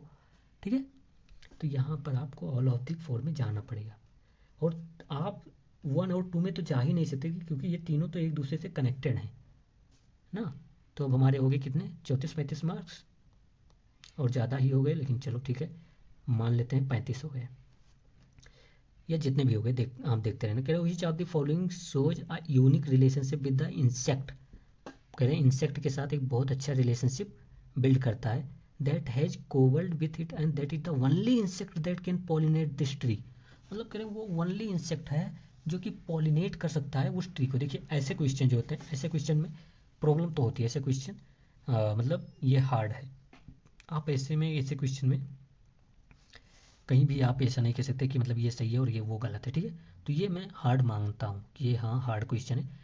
इसमें आप जैसे वैसे फिग ट्री तो पूछा गया, यूपीएससी ने पूछ रखा है। ठीक है, महुआ, महुआ का अगर मुझे मारना होता तो मैं शायद महुआ नहीं मारता। मैं कह रहा हूँ अगर मुझे चूज करना होता, ओके, तो मैं ये कह रहा था अगर मुझे चूज करना होता तो मैं महुआ नहीं मारता। मुझे सीरियसली नहीं पता इसका आंसर क्या होने वाला, लेकिन मैं पहले ही बोल देता हूँ, मैं महुआ तो बिल्कुल नहीं मारता। ठीक है, और अब फिर मुझे अगर इसमें से और चूज करना हो तो मैं सैंडलवुड भी, क्योंकि ये ट्रॉपिकल है तो मैं इसे भी हटा देता।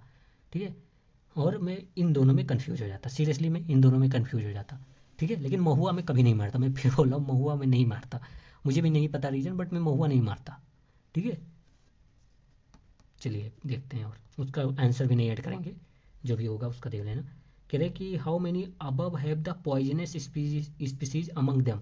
वाह भाई कैसा क्वेश्चन है, मतलब ये बिल्कुल ऐसे आपके हाथ में कह रहा है यूपीएससी लो 2 नंबर लेकर जाओ तुम, क्यों इतना परेशान हो रहे हो, ये तो 2 नंबर आपका है। यही तो कह रहा है यूपीएससी ना कि ये 2 नंबर भाई आपका है। बटरफ्लाई की 10,000 स्पीसीज होंगी, कुछ को तो साइंटिस्ट ने भी नहीं डिस्कवर कर पाए होंगे, हो सकता है कि कोई पॉइजनस हो भाई। ठीक है, तो चांसेस है। और एक बात मानिए, यूपीएससी ऐसा नहीं करे, ऐसा क्वेश्चन बिल्कुल नहीं आंसर देगा जैसे क्वेश्चन में उसको कन्फ्यूजन हो, लाइक कि हाँ वो कह दे बटरफ्लाई नहीं पॉइजनस है, और कल एग्जाम हुआ आज कोई बटरफ्लाई डिस्कवर कर ली साइंटिस्ट ने, मतलब बायोलॉजिस्ट ने, और कहा कि ये बटरफ्लाई पॉइजनस है, हो गए काम, गए काम से। ठीक है, तो ये तीनों पॉइजनस हो सकते हैं, कहीं ना कहीं की कोई ना कोई स्पीसीज पॉइजनस होगी। All three are set. ठीक है, तो 35-38 नंबर हो गए हमारे पहले से ही। अब और देखते हैं, ये देखिए 1 मिनट, ये देखिए कह रहा है कि how many above trees are actually native to India. मतलब कह रहे हैं कि इंडिया की नेटिव है, ये बताओ हमें। रेड सेंडर्स, भाई पुष्पा मूवी आई, रेड सेंडर के बारे में क्वेश्चन पूछा गया और ये भी कहा जाता है कि ये इंडिया की ही नेटिव है। ठीक है, red sander is a native to the India, तो थर्ड तो होगा, तो नन का तो कोई अब चांस ही नहीं बचा इसमें। ठीक है, नन का कोई चांस यहाँ पर नहीं बचा। फिर और हम देखते हैं यहाँ पर पपाया, पपाया की अगर बात करें तो यहाँ पर आप देखिए ये मुझे इसका भी आंसर बिल्कुल से नहीं पता है कि क्या आंसर होगा, बट मैं देखता हूँ कि मतलब क्या हो सकता है। जब पपाया की बात करते हैं, ये कैस्यू तो नहीं होगा। कैस्यू तो हमने मतलब मैंने ये पढ़ रखा है कि जो कैस्यूज होते हैं ये इजराइल वगैरह से या ब्राज़ीलियन वहाँ से लेकर आए गए, ये तो नहीं होगा। कैस्यू नहीं मानने वाला मैं। तो वन भी इनकरेक्ट हो गया। तो इसका मतलब क्या कि ऑल थ्री नहीं हो सकता, नन नहीं हो सकता। अब मुझे इन दोनों में बैटल फाइट करनी है, और वैसे भी मैं वो दोनों नहीं भी जानता तो कट कर देता। तो मैंने कुछ मतलब ये पता करके उखाड़ा नहीं है, ये आप बोल सकते हो कि मैंने ये पता भी कर लिया फिर भी मैंने कुछ नहीं उखाड़ा है ये पता करके, ठीक है। तो आप ये याद रखना। तो मैंने कहा रेड सेंडर तो इंडियन से, बट कैसे यहाँ का नहीं है, ठीक है। तो यहाँ पर अब मुझे दो में फंस गया मैं। तो पपाया है कि नहीं मुझे नहीं पता, लेकिन अगर मुझे इन दोनों में मारना होता तो पपाया रेड सेंडर्स, एक तो मुझे 100% श्योर है, तो मैं वन पे जाता, ठीक है। और वन पे हो सकता है मैं टू पे भी चला जाता, वहाँ एग्जाम प्रेशर पर डिफरेंस मतलब डिपेंड करता है कि मैं कहाँ पे जाता। लेकिन हाँ मैं इतना श्योर हूँ कि इन दोनों में तो श्योर हूँ, पपाया में नहीं श्योर हूँ, ठीक है। चलिए फिर ये देखते हैं। कह रहा है with reference to the radio isotope thermo electric generators. भाई मुझे नहीं पता, बट इतना मुझे इससे पढ़ के ये पता चल रहा है कि कुछ रेडियो एक्टिव प्रोडक्ट भी होते हैं, जैसे हो गया यूरेनियम, थोरियम, बेरिलियम, ये सब कुछ रेडियो एक्टिव प्रोडक्ट होते हैं। या फिर और भी कौन से, ये प्लूटोनियम, ये रेडियो एक्टिव हैं। और रेडियो आइसोटोप ऐसा कुछ होता है कि हाँ जिनकी कुछ नंबर वगैरह सेम होते हैं। फिर थर्मो मतलब टेम्परेचर होता है, इलेक्ट्रिक जनरेटर मतलब रेडियो आइसोटोप का यूज करेगा, फिर टेम्परेचर का, फिर कुछ मतलब इलेक्ट्रिसिटी वगैरह जनरेट करेंगे। इतना समझ में आ रहा है मुझे। साइंस एंड टेक मेरा बहुत वीक है, बट मुझे इतना तो समझ में आ रहा है कि रेडियो एक्टिव एलिमेंट को टेम्परेचर के साथ यूज करके थोड़ा इलेक्ट्रिसिटी निकालेंगे उससे, ठीक है। अब देखेंगे। कहते हैं R T G R miniature fusion reactors. Fusion reactors में क्या होता है, मतलब फिजन होता है, मतलब एक बड़ा सा आइटम से वो टूट कर दो छोटे आइटम्स में बट जाता है और एनर्जी निकलती है। लेकिन यहाँ पर क्या कह रहा है, थर्मो इलेक्ट्रिक है। थर्मो मतलब टेम्परेचर से एनर्जी जो है वो निकल रही है, ना कि कोई मतलब फिजन और फ्यूजन हो रहा है ना।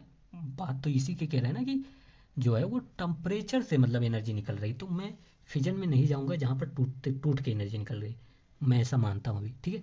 बाकी और स्टेटमेंट देखते हैं, बट मगर अगर मुझे गलत करना होता तो मैं ये गलत करता। फिर भी देखता हूँ।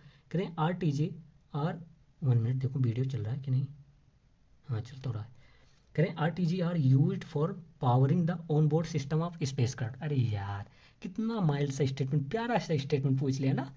इसी को कहते हैं यूपीएससी। कह रहा है कि आरटीजे को यूज किया जा सकता है स्पेस क्राफ्ट में। भाई स्पेस क्राफ्ट अगर ये इलेक्ट्रिसिटी पैदा कर रहा है, और रेडियो एक्टिव एलिमेंट का जैसे प्लूटोनियम, यूरेनियम, इनको तो हमें पता है कि ये कितने इंपॉर्टेंट है, इनकी थोड़ी सी मात्रा से कितनी ज़्यादा इलेक्ट्रिसिटी निकल सकती है। भाई कहीं भी ले जाकर यूज करो, हमें क्या। तो टू तो 100% सही होगा। और ऑल थ्री में मारने वाला नहीं मैं भाई, मेरा ये गेम श्योर होता है प्रीलिम्स में कि मैं ऐसे क्वेश्चन में जहाँ पर इतने सारे हैं ऑल थ्री नहीं मारता। फिर भी मैं भी डिलीट कर देता हूँ। तो ट्यू तो टू श्योर है, तो ये चले गए, मतलब अब 33% पर चांसेस हमारे आ गए, ठीक है। फिर करें are T ji can use plutonium. भाई प्लूटोनियम, यूरेनियम, थोरियम यूज करो, हमें क्या, सब रेडियो एक्टिव है। यहाँ रेडियो मैंने देख लिया, रेडियो आइसोटोप कुछ रेडियो एक्टिव एलिमेंट होंगे, बात खत्म। हमें उससे और नहीं मतलब, तुम क्या करोगे ठीक है। तो 2 and 3 going to be correct. तो अब 2 एंड 3 तो ये भी करेक्ट, इनकरेक्ट, ये भी इनकरेक्ट। तो अब इन दोनों में बैटल मतलब 50-50 पर पहुंच चुका। मैंने कहा कि मैं फिजन पे नहीं जाता। मैं फिर बोल रहा हूँ मैं फिजन पे इसलिए नहीं जाता क्योंकि फिजन में जो बड़ा सा आइटम है वो टूट कर एनर्जी देता है। लेकिन यहाँ पर थर्मो इलेक्ट्रिक की बात की गई है ना, कि ये हीट से या फिर टेम्परेचर से रेडियो आइसोटोप का यूज करके ये मतलब वो करते हैं, मतलब एनर्जी निकालते हैं ना। तो मैं उस पर तो नहीं जाता। तो मैं अगर मुझे इसमें से चूज करूँ तो मैं 3 पे वैसे भी नहीं, मैंने पहले भी काट के बता दिया था कि मैं नहीं जाता भाई। तो मैं बी पे ही यहाँ पर आ जाता घूम घाम के, ठीक है। फिर ये देखते हैं। तो अब तक हमारे 40 नंबर तो हो गए होंगे ना। फिर देखते हैं कंसिडर द फॉलोइंग स्टेटमेंट्स। 40 से प्लस ही हो गए होंगे। कह रहे हैं जियांट स्टार्स जो होते हैं, बड़ा वाला जो स्टार्स होता है, ठीक है। कह रहे हैं live much longer than the dwarf stars. छोटे वाले स्टार्स थे, चलो ठीक है ये नहीं पता होगा लेकिन ये पता होना चाहिए वैसे, ठीक है। कह रहे हैं compare to dwarf star giant stars जो होते हैं greater rate of nuclear reaction. आप बताइए जिसमें ज़्यादा न्यूक्लियर रिएक्शन होगा उसकी लाइफ कम ही होनी है। भाई जिसमें ज़्यादा फ्यूल जल रहा है, ख़त्म हो रहा है जल के, उसकी लाइफ कम ही होने वाली। तो जियांट स्टार्स जो होगी उसकी लाइफ कम होगी। तो इसका मतलब first statement going to be wrong. और जैसे आपने कहा कि फर्स्ट रॉन्ग है, तैसे आप डी पर जा गिरे, मतलब आपको फिर उसमें कुछ सोचना ही नहीं है ना। तो ये डी आपका बिल्कुल सही है। यहाँ पर हमारे कितने हो गए, 42 नंबर। देखते रहना, गिनते रहना, आप अपने अकॉर्डिंग भी गिनते रहना। लेकिन अभी तक जो हमने ट्राई किया सॉल्व करने का, उसमें जो बहुत ज़्यादा रिस्की थे हमने उनको पहले ही हटा दिया ना, उनको हमने देखा ही नहीं। फिर भी देखते हैं, कह रहा है कि 33 which one of the following is synthe sorry synthesised in human body that dilates blood vessel and increase blood flow. ठीक है, मतलब ब्लड वेसल्स को कह रहा है कि डाइल्यूट्स करता है और ब्लड फ्लो को इंक्रीज करता है, बस इतना मतलब। हाँ, कि ब्लड फ्लो को क्या करता है, वो इंक्रीज करता है। ठीक है, तो ऐसे क्वेश्चन अगर आपने मतलब कहीं कमें बायोलॉजी वगैरह थोड़ा अच्छे से पढ़ रखी है तो आपको मतलब ये बिल्कुल पता होगा। जो नाइट्रिक ऑक्साइड जो होता है वो ऐसा करता है। ठीक है, क्योंकि नाइट्रस ऑक्साइड आपको पता होना चाहिए, ये लॉफिंग गैस बोलते हैं ना, बचपन में बहुत पढ़ा होगा, nitrous oxide is laughing gas, laughing gas. ठीक है, ऐसा तो ये तो सेकंड तो नहीं हो सकता, मैं मतलब सेकंड बिल्कुल नहीं मारता। ठीक है, फिर नाइट्रोजन डाइऑक्साइड, भाई इन्वायरमेंट में नाइट्रोजन डाइऑक्साइड इतना है, हम नाइट्रोजन और मतलब डाइऑक्साइड हो सकता है कभी लेते भी हों अंदर, तो ऐसा तो हमने कभी नहीं देखा कि जो ब्लड वेसल्स को, ब्लड फ्लो को इंक्रीज कर देता है, तो ऐसा नहीं होता ना। फिर कह रहे हैं नाइट्रोजन पेंटोक ऑक्साइड, भाई ये भी ऑक्साइड है, नाइट्रोजन ऑक्साइड ही। और वैसा तो वैसे ये हार्ड है क्वेश्चन। ठीक है, समझाना वैसे कुछ भी समझा दिया जाए, बट ये हार्ड है। लेकिन अगर मुझे मारना होता तो मैं इसको नहीं मारता, इसको भी नहीं लगाता। ठीक है, और इन दोनों में 50-50 पे जाके कोई भी मार्क कर देता। आप भी आंसर बताना कौन सा सही है इसमें। ठीक है, फिर ये देखिए, अभी तक हमारे मानते हैं कि 40 नंबर या 42 नंबर तक ही पहुंचे हैं। फिर कह रहे हैं कि identification of narcotics on passengers at, वो एक मिनट, कंसीडर द फॉलोइंग। कह रहे हैं कि how many above activities can the radar used. भाई टेक्नोलॉजी की यूज पे क्वेश्चन आ गया, हो गया बल्ले बल्ले। अब इसमें क्या मारोगे तुम, इसमें कोई एक बता सकते हो कि जिसमें वो नहीं होता होगा रडार यूज्ड। मैं तो भाई ऐसे क्वेश्चन में, हो सकता है ये गलत ही क्यों ना हो जाऊं, लेकिन ऐसे क्वेश्चन में ऑल ऑफ द थ्री मारना आदत है। ठीक है, ऐसे क्वेश्चन के रडार का कहाँ यूज किया जा सकता है। फिर भी देखते हैं, कह रहा है कि identification of narcotics on passenger eight airport और इन एयरक्राफ्ट। एयरक्राफ्ट या एयरपोर्ट्स में कर सकते हैं, बट वैसे देखा जाए तो जो किसी ने नारकोटिक्स लिया है, नारकोटिक्स रखा है, तो इसका यूज करने के लिए, इसके लिए अदर जो होते हैं टेक्नोलॉजीज होती हैं वो लाई जाती हैं जो डिटेक्ट करती हैं नारकोटिक्स वगैरह। बट मैं ऐसे क्वेश्चन में भाई मैं कहता हूँ गलत भी होता, फिर भी मैं ऑल ऑफ द थ्री मारता। ठीक है, मैं इसमें भाई ये करना मतलब डिफ्रेंशिएट करने में बहुत ज़्यादा इनकेपेबल हूँ, मेरा साइंस एंड टेक्नोलॉजी पार्ट ठीक नहीं है, बिल्कुल भी ठीक नहीं है ना। तो हो सकता है गलत हो, बट मैं ऑल ऑफ द थ्री मारता।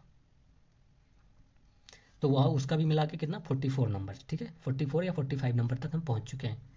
Correct, consider the following aircraft के, रफाल, मिग या तेजस MK1, ये सारे न्यूज में उस टाइम मेंशन थे। अगर आपको पता है तो ठीक है, नहीं पता तो फिर मतलब थोड़ा तो आपको देखना चाहिए था। तो ये आप देख लेना, उस टाइम न्यूज में था। लेकिन हाँ भाई मुझे भी नहीं पता ये, और मतलब मैंने शायद पढ़ा भी होगा लेकिन मैं भूल गया, हो सकता है मैंने मार्क भी किया होगा रियल पेपर में कि क्या सही है आंसर। बट अभी इस टाइम तो मेरे दिमाग में बिल्कुल भी नहीं आ रहा कि मैंने क्या मार्क किया था या फिर ये इसमें कौन सा सही है, तो मैं नहीं जाऊँगा इसमें। ठीक है, कि कौन फिफ्थ जनरेशन सिक्स जनरेशन का, तो अभी जितने पर हैं उतना ही देखते हैं। ठीक है, फिर 36 का, in which of the following are hydrogels. Hydrogels, hydrogen हो सकता है कि यहाँ पर कैसे लिक्विड फॉर्म में हो, या हाइड्रोजन प्लस जेल हो, या H2O, कुछ भी मान सकते हो। ठीक है, कह रहे हैं कि यूज किया सकता है, किसमें हाइड्रोजन यूज किया जा सकता है। आप देखिए, फिर यहाँ पर वही आ गया और मैं यहाँ पर क्या करता, ऑल ऑफ द अबव मार देता। Control drug delivery in the patient, हो सकता है यार कि हाइड्रोजन का यूज करके या हाइड्रोजन का यूज करके क्या। Mobile air conditioning system. ठीक है, फिर क्या, preparation of industrial lubricant, third तो किसी हालत में गलत ही नहीं हो सकता। ठीक है, फिर एयर कंडीशनिंग सिस्टम भी नहीं गलत हो सकता। वाटर, भाई हाइड्रो, हाइड्रो से क्या लग रहा है, वाटर कुछ वगैरह ना, ऐसे ही तो लग रहा है, तो भाई ये भी नहीं गलत हो सकता। ठीक है, कूल करने के लिए, तो 2 और 3 तो किसी हाल में नहीं गलत हो सकता, लेकिन मैं फिर कहता हूँ मैं मारता डी ही। और इसको लेकर फिर हमारे कितने हो गए, 47 नंबर क्वेश्चन करेक्ट, क्योंकि जो मैंने 50-50% किया उसको मैंने कई क्वेश्चन को नहीं गिना है। ठीक है, तो 47 तक ही हम पहुंचे हैं। फिर देखिए, which of the following is the exhaust pipe emission from fuel cell electric vehicle powered by hydrogen. कहते हैं जो फ्यूल सेल की जो हाइड्रोजन से चलने वाली इलेक्ट्रिक व्हीकल्स होती है उनसे कौन सा इमिशन निकलता है। सिंपल सी बात यही कर रहे हैं ये। देखिए, कुछ निकले या ना निकले, लेकिन वाटर वेपर जो होता है वो एक ऐसा चीज़ होता है जो हर जगह से निकलता है। तो वाटर वेपर तो होगा, और यहाँ पर क्या कह रहे हैं कि हाइड्रोजन से चलने हो, एच टू वो वाटर, हाइड्रोजन हाइड्रोजन एच, ठीक है। तो वाटर वेपर के चांसेस बहुत ज़्यादा हैं कि ऐसे में से वो निकलता हो, ठीक है। तो भाई मैं वाटर वेपर ही मारता, ठीक है। अगर वाटर वेपर नहीं होता तो मैं मार देता इसमें से कार्बन मोनोऑक्साइड हो सकता है, तो मैं ऑक्सीजन मार देता, लेकिन मैं ऐसे में वाटर वेपर सबसे पहले मारूंगा, ठीक है, क्योंकि यहाँ पर हाइड्रोजन की बात की गई है। क्योंकि जब हाइड्रोजन फ्यूल, मान लीजिए हाइड्रोजन जो एच है, अगर आपको पता है कि हाइड्रोजन फ्यूल जब ऑक्सीजन लेकर जलेगा तो बहुत ज़्यादा चांस है कि H2O बना ले। भाई मुझे नहीं पता कि केमिस्ट्री से ये सही है कि नहीं, बट हाँ, अगर हाइड्रोजन ऑक्सीजन से मिल रहा है तो चांसेस है कि H2O बन जाए, और H2O मतलब वाटर वेपर या वाटर, ठीक ठीक है। तो हमारे हो गए 49। Recently the term pumped storage hydro power, मतलब कह रहे हैं कि यहाँ पर देख लीजिए, पहली बात हाइड्रो पावर की बात की गई। हाइड्रो पावर मतलब वाटर का यूज करके इलेक्ट्रिसिटी पैदा हो रही है। पम्प्ड स्टोरेज हो सकता है कि इस तो कोई टैंक वगैरह बनाया हो जिसमें पानी भर दिया हो, फिर वहाँ से पानी गिराते हो टरबाइन पे, और मतलब इलेक्ट्रिसिटी प्रोड्यूस करें। मतलब ये ऐसा कह रहा है कि कोई स्टोरेज है, जैसे टैंक्स वगैरह होते हैं ना, विलेज टैंक्स वगैरह, ऐसे स्टोरेज की बात कर रहा है, ठीक है। और but hydro power electricity produce हो रही है, ये याद रखना। कह रहे हैं इरीगेशन ऑफ टेरेस्ट क्रॉप फील्ड, भाई इलेक्ट्रिसिटी है, lift irrigation electricity, long duration of energy storage, ठीक है, हाइड्रो पावर। देखो रेन वाटर हार्वेस्टिंग सिस्टम नहीं हो सकता, रेन वाटर हार्वेस्टिंग सिस्टम भी नहीं हो सकता। तो यहाँ पर energy storage, long duration energy storage, मतलब स्टोर कर लिया है वाटर, फिर उस पर मतलब जब टाइम होगा तब वो कर सकते हैं ना, पंप स्टोरेज हाइड्रोजन पावर, यही होता है। तो एनर्जी की बात यहाँ पर भी कही, हाइड्रो पावर, और यहाँ पर भी एनर्जी। तो हम यहाँ पर अगर टर्मोलॉजी की मैचिंग करें तो बहुत ज़्यादा चांस है कि इन दो सबसे, देखो तुम ऐसा नहीं कह सकते कि यहाँ टेरेस क्रॉप में इरीगेशन हो रहा था लेकिन लिफ्टिंग इरीगेशन सीरियल्स में नहीं हो सकता। भाई कैसे बोल सकते हो कि ये सही है लेकिन बी नहीं सही है? कोई आपका यहाँ पर रीजन लॉजिक वर्क करेगा? दोनों जगह पर इरीगेशन की बात हुई है, ठीक है। जो इरीगेशन टेरेस क्रॉप में चल सकता है वो यहाँ पर भी चल सकता है, लिफ्ट इरीगेशन में भी। फिर यहाँ पर रेन वाटर हार्वेस्टिंग सिस्टम, भाई हाइड्रो पावर का यूज करके, हाइड्रो पावर मतलब कुछ एनर्जी हाइड्रोजन मतलब वो टरबाइन का यूज करके क्रिएट की जा रही है ना, तो ये भी नहीं हो सकता। तो ये लॉन्ग ड्यूरेशन एनर्जी स्टोरेज का चांसेस बन जाता है, ठीक है। तो हमारे 50 प्लस हो गए। फिर देखिए membrane bioreactors are often discuss in the context of membrane bioreactors. Membrane bioreactors, देखिए यहाँ पर मैं कौन सा नहीं मारता, बेस्ट वाटर ट्रीटमेंट, भाई मैं मतलब बिल्कुल सोचता भी नहीं कि बेस्ट वाटर ट्रीटमेंट टेक्नोलॉजी होगी, ठीक है। और हो सकता है कि सही, देखिए ये क्वेश्चन हार्ड है, मतलब सीरियसली बता रहा हूँ, ये क्वेश्चन हार्ड है, इसमें कोई डाउट नहीं है ना। लेकिन अगर मुझे मारना होता तो मैं बायोरिएक्टर्स या मतलब बायोलॉजी में थोड़ा जाकर मारता, और हो सकता है मैं गलत भी हूँ, तो ये क्वेश्चन में ऐड ही नहीं कर रहा, ठीक है। अब चलते हैं नेक्स्ट में, और हो सकता है उस समय न्यूज़ में मेंशन रहा हो तो मैंने याद करके मारा भी हो सही, बट अभी के टाइम पे मुझे बिल्कुल याद नहीं है, ठीक है। 40 देखते हैं। कह रहा है with reference to the Indian economy collateral borrowing, आ गया इकोनॉमी। अब अभी तक तो आपके क्वेश्चन जो थे ज्योग्राफी में या तो आपने मार्क किए थे या तो करंट अफेयर के भरे पड़े थे। अब आपके क्वेश्चन में अब मार्क ज़्यादा उठेंगे। कह रहा है कि with reference to the Indian economy collateral borrowing and lending obligation. तो collateral borrowing and lending obligation जो है वो किसका पार्ट है? कोलेटरल बोरोइंग लैंडिंग ऑब्लिगेशन, ठीक है। तो ये आप मतलब इतना तो समझ सकते हैं कि ऐसे बहुत, मतलब जब इकोनॉमी हम पढ़ते हैं, आप मैंने मुरनाल सर से पढ़ा था, तभी मैंने ये देख लिया था कि जो सीबी या लो होता है, कोलेटरल बोरोइंग या लैंडिंग ऑपरेशन जो होता है, ये मनी मार्केट के पार्ट होते हैं ना, ये मनी मार्केट इंस्ट्रूमेंट होते हैं जो शॉर्ट टर्म के होते हैं। अगर आपको नहीं पता तो आप एक काम कीजिएगा, जो मैं अभी क्लासेस चला रहा हूँ ना वो आप देखिएगा, उसमें ये सब आपको मिलेगा देखने को, ठीक है। कोलेटरल बोरोइंग लैंडिंग ऑब्लिगेशन, ये सब किसके पार्ट हैं, शॉर्ट टर्म है कि लॉन्ग टर्म है, ठीक है। ये कहाँ पर यूज किए जाते हैं, कहाँ पर लोन देने के लिए यूज किए जाते हैं, ये सब आपको मिलेगा, ठीक है। तो ये आप देखना, ठीक है। तो यहाँ पर मनी मार्केट सही हो जाएगा। और आप मतलब अगर मुझे bond market, stock market, forex market, तो फॉरेक्स मार्केट तो मैं वैसे नहीं, फॉरेन एक्सचेंज मार्केट में नहीं जाता, फॉरेन करेंसी मार्केट में ये वैसे ही इनकरेक्ट हो जाता। बॉन्ड और स्टॉक में फंसने का मतलब है कि देखिए यहाँ पर डिस्क्रिमिनेशन आप नहीं कर सकते। यहाँ पर पूछा गया कि ये कैसा इंस्ट्रूमेंट है। इंस्ट्रूमेंट मतलब हो सकता है कैपिटल हो या फिर मनी मार्केट इंस्ट्रूमेंट है, ज़्यादा चांसेस इसमें ही होते हैं ना। बट फिर भी क्योंकि ये मुझे कॉन्सेप्ट पे से ही पता था तो ये मैंने मनी मार्केट यहाँ पर मारा था। ठीक है, तो मेरे लिए तो भाई 51 50 प्लस मार्क्स हो गए। लेकिन आप देखना कि आपको ये पता था कि नहीं, तो अपने अकॉर्डिंग चूज करना। फिर ये देखिए, और वो क्वेश्चन इसलिए भी मैं थोड़ा मतलब अगर आप पीवाईक्यू सॉल्व किए होंगे तो इससे पहले जो इकोनॉमी का क्वेश्चन था वहाँ पर इससे मनी मार्केट इंस्ट्रूमेंट है कि कैपिटल मार्केट इंस्ट्रूमेंट बहुत बार पूछा है।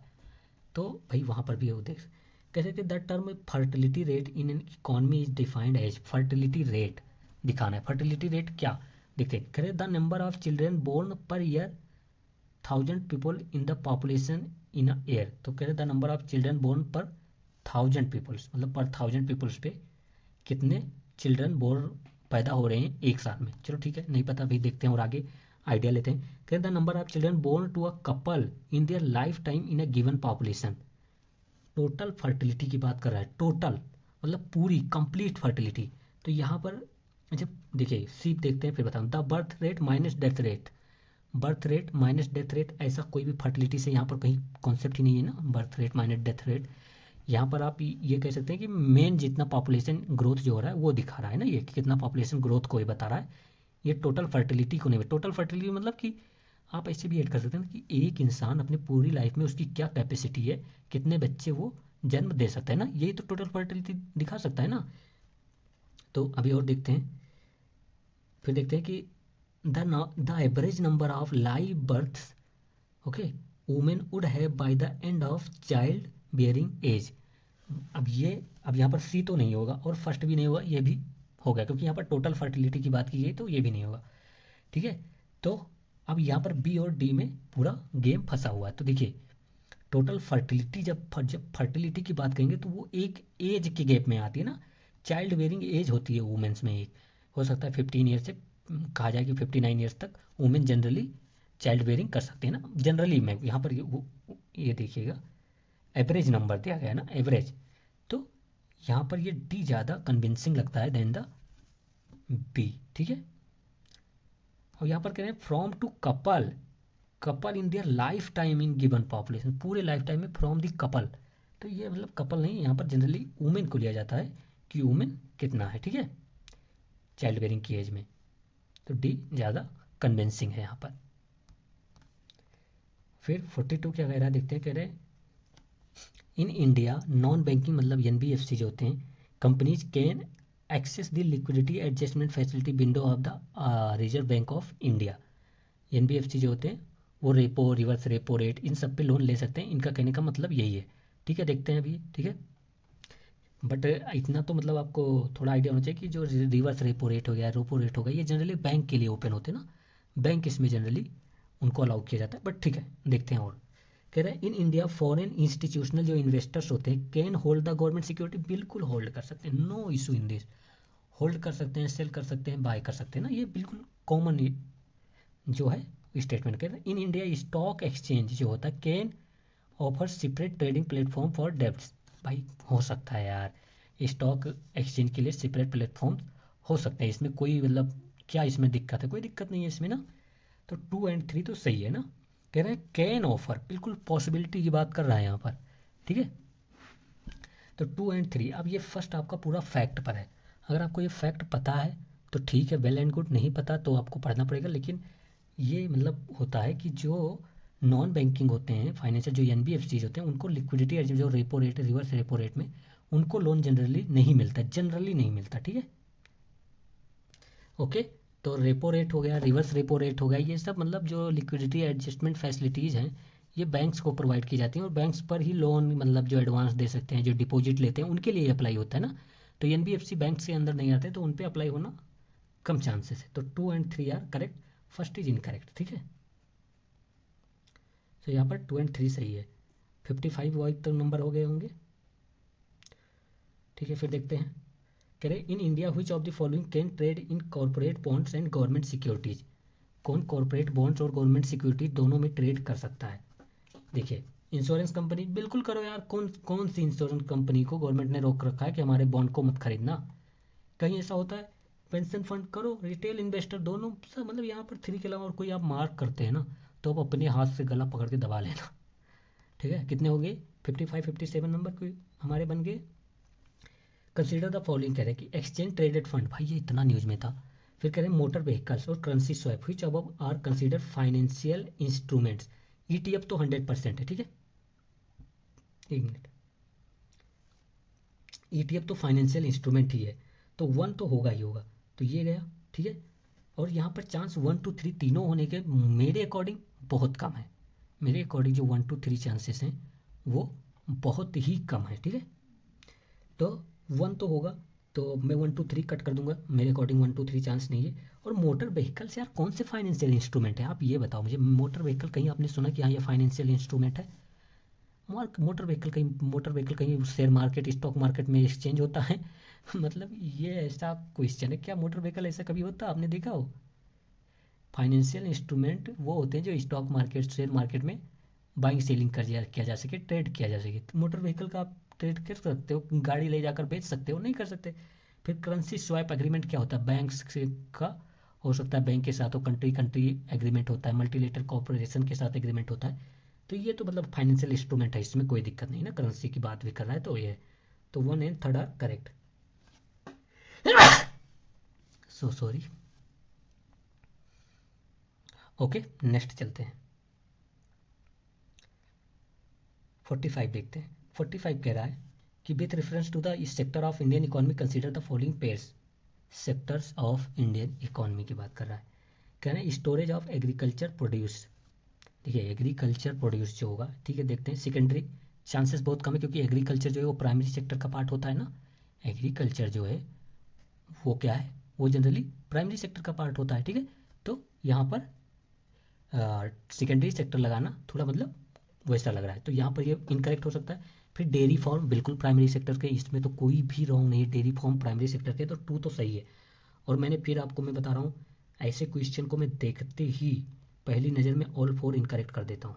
नहीं है भाई, मुझे ऐसे क्वेश्चन जिसमें इसे फैक्ट दिए हूँ नहीं लेता रिस्क में, ऑल 4 इनकरेक्ट। ठीक है, तो डेयरी फार्म तो है ही प्राइमरी सेक्टर। फिर करें मिनरल एक्सप्लोरेशन, देखो इंडिया में जो मिनरल एक्सप्लोरेशन होते हैं ना वो प्राइमरी सेक्टर्स में आते हैं, तो ये इनकरेक्ट हो गया।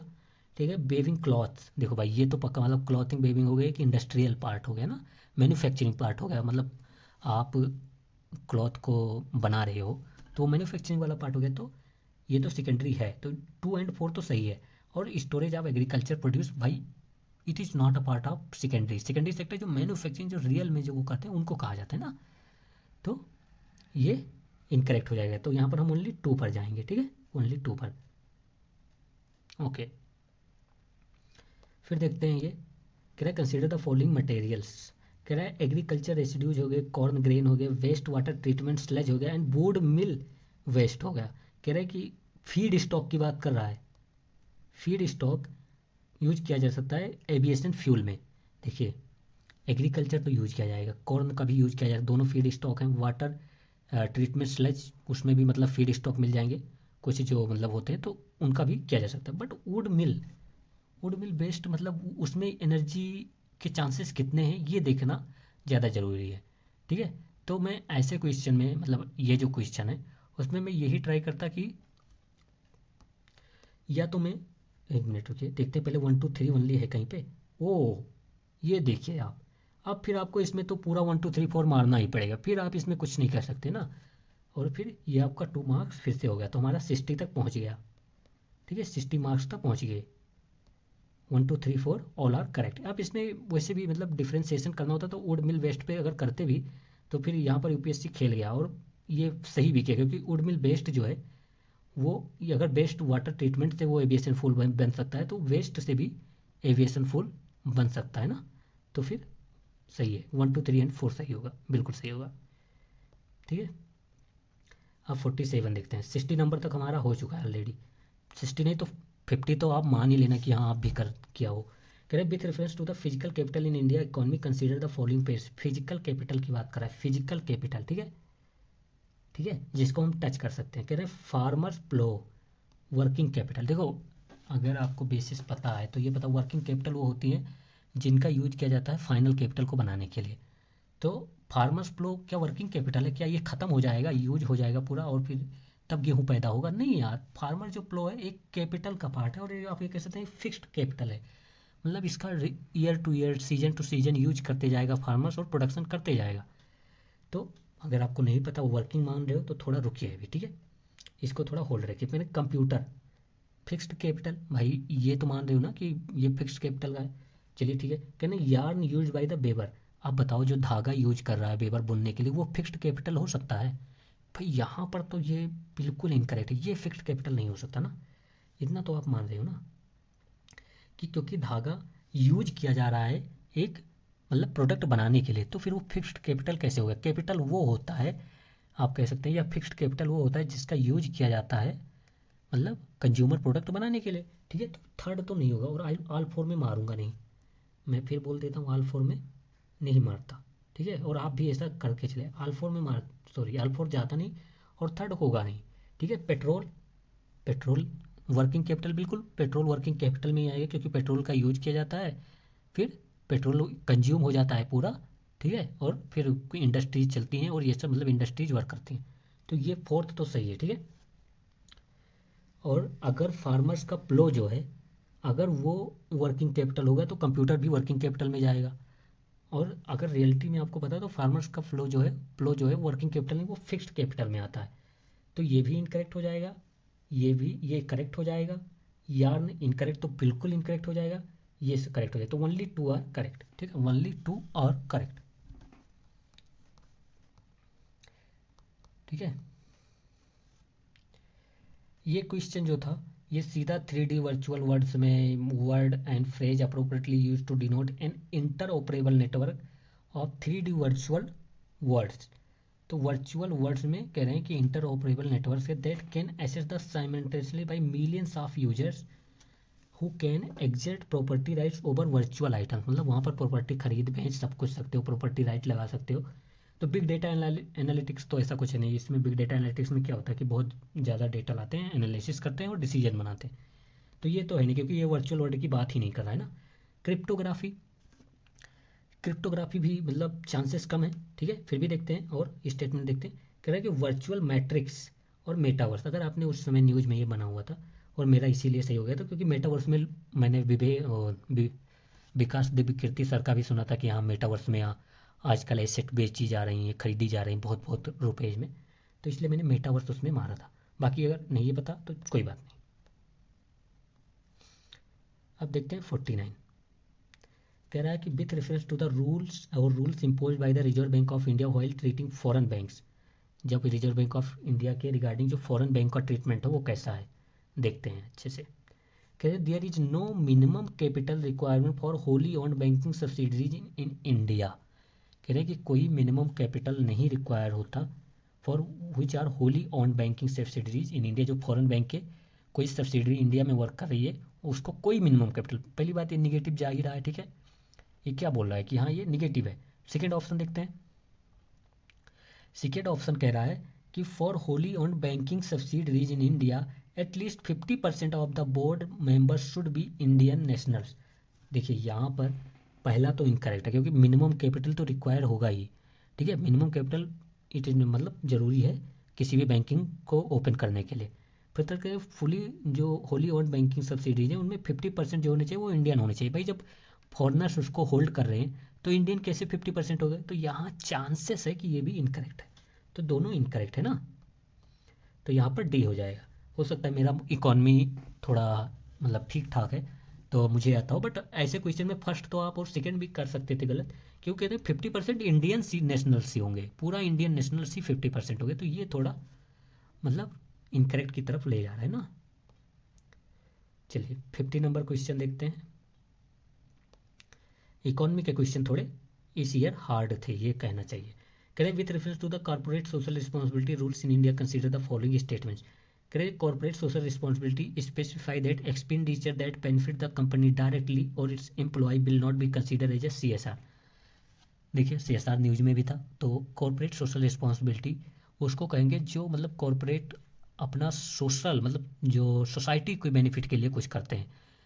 तो अगर कॉर्पोरेट सोसाइटी के बेनिफिट के लिए कुछ करेंगे तो उसको अगर कंपनी को डायरेक्टली फ़ायदा होता है तो फिर वो सोसाइटी का बेनिफिट नहीं वो माना जाएगा ना। अगर कॉरपोरेट ये कहें कि हम गरीबों का लैंड लेकर उनको पैसा देंगे या उनको घर बनवा देंगे, तो फिर ये मतलब कॉरपोरेट सोशल रिस्पॉन्सिबिलिटी नहीं हुई, ये तो कंपनी को फ़ायदा कर रहा है इनडायरेक्टली। तो ये कैसे सोशल सेक्टर में मतलब बेनिफिट का काम हुई, कॉरपोरेट सोशल रिस्पॉन्सिबिलिटी हुई। तो ये सही है ना। फिर कह रहे CSR rules do not specific minimum spending, कोई स्पेसिफाई नहीं करता कितना मिनिमम स्पेंडिंग करना है। भाई ऐसा हो सकता है गवर्नमेंट ने एक रूल बनाया, और अगर आप थोड़ा भी नॉलेज, तो इस CSR को 2013 जो कंपनीज एक्ट है उसके अंडर इसको लीगली किया है। और लीगल थिंग पे गवर्नमेंट कहे कि देखो तुम्हारा मन हो तो 0 रुपये खर्च करो, तुम्हारा मन हो तो 1 रुपये खर्च करो CSR के लिए, नहीं वो उसने कुछ ना कुछ जरूर मतलब कैसे तो कंडीशन रखी होगी। तो ये इनकरेक्ट है, फर्स्ट इज ओनली करेक्ट। ठीक है, ठीक है, आज की क्लासेस इतनी ही। नेक्स्ट क्लास अगर आप कहेंगे तो फिर से होगी, और इसका डिस्कशन भी स्टार्ट करेंगे कि मतलब डिटेल डिस्कशन करें, जिससे अगर इस टॉपिक पे कहीं भी क्वेश्चन आए तो हम तुरंत उसको पकड़ लें। ठीक है, तो जय हिंद जय भारत, और स्टडी करते रहिए अच्छे से।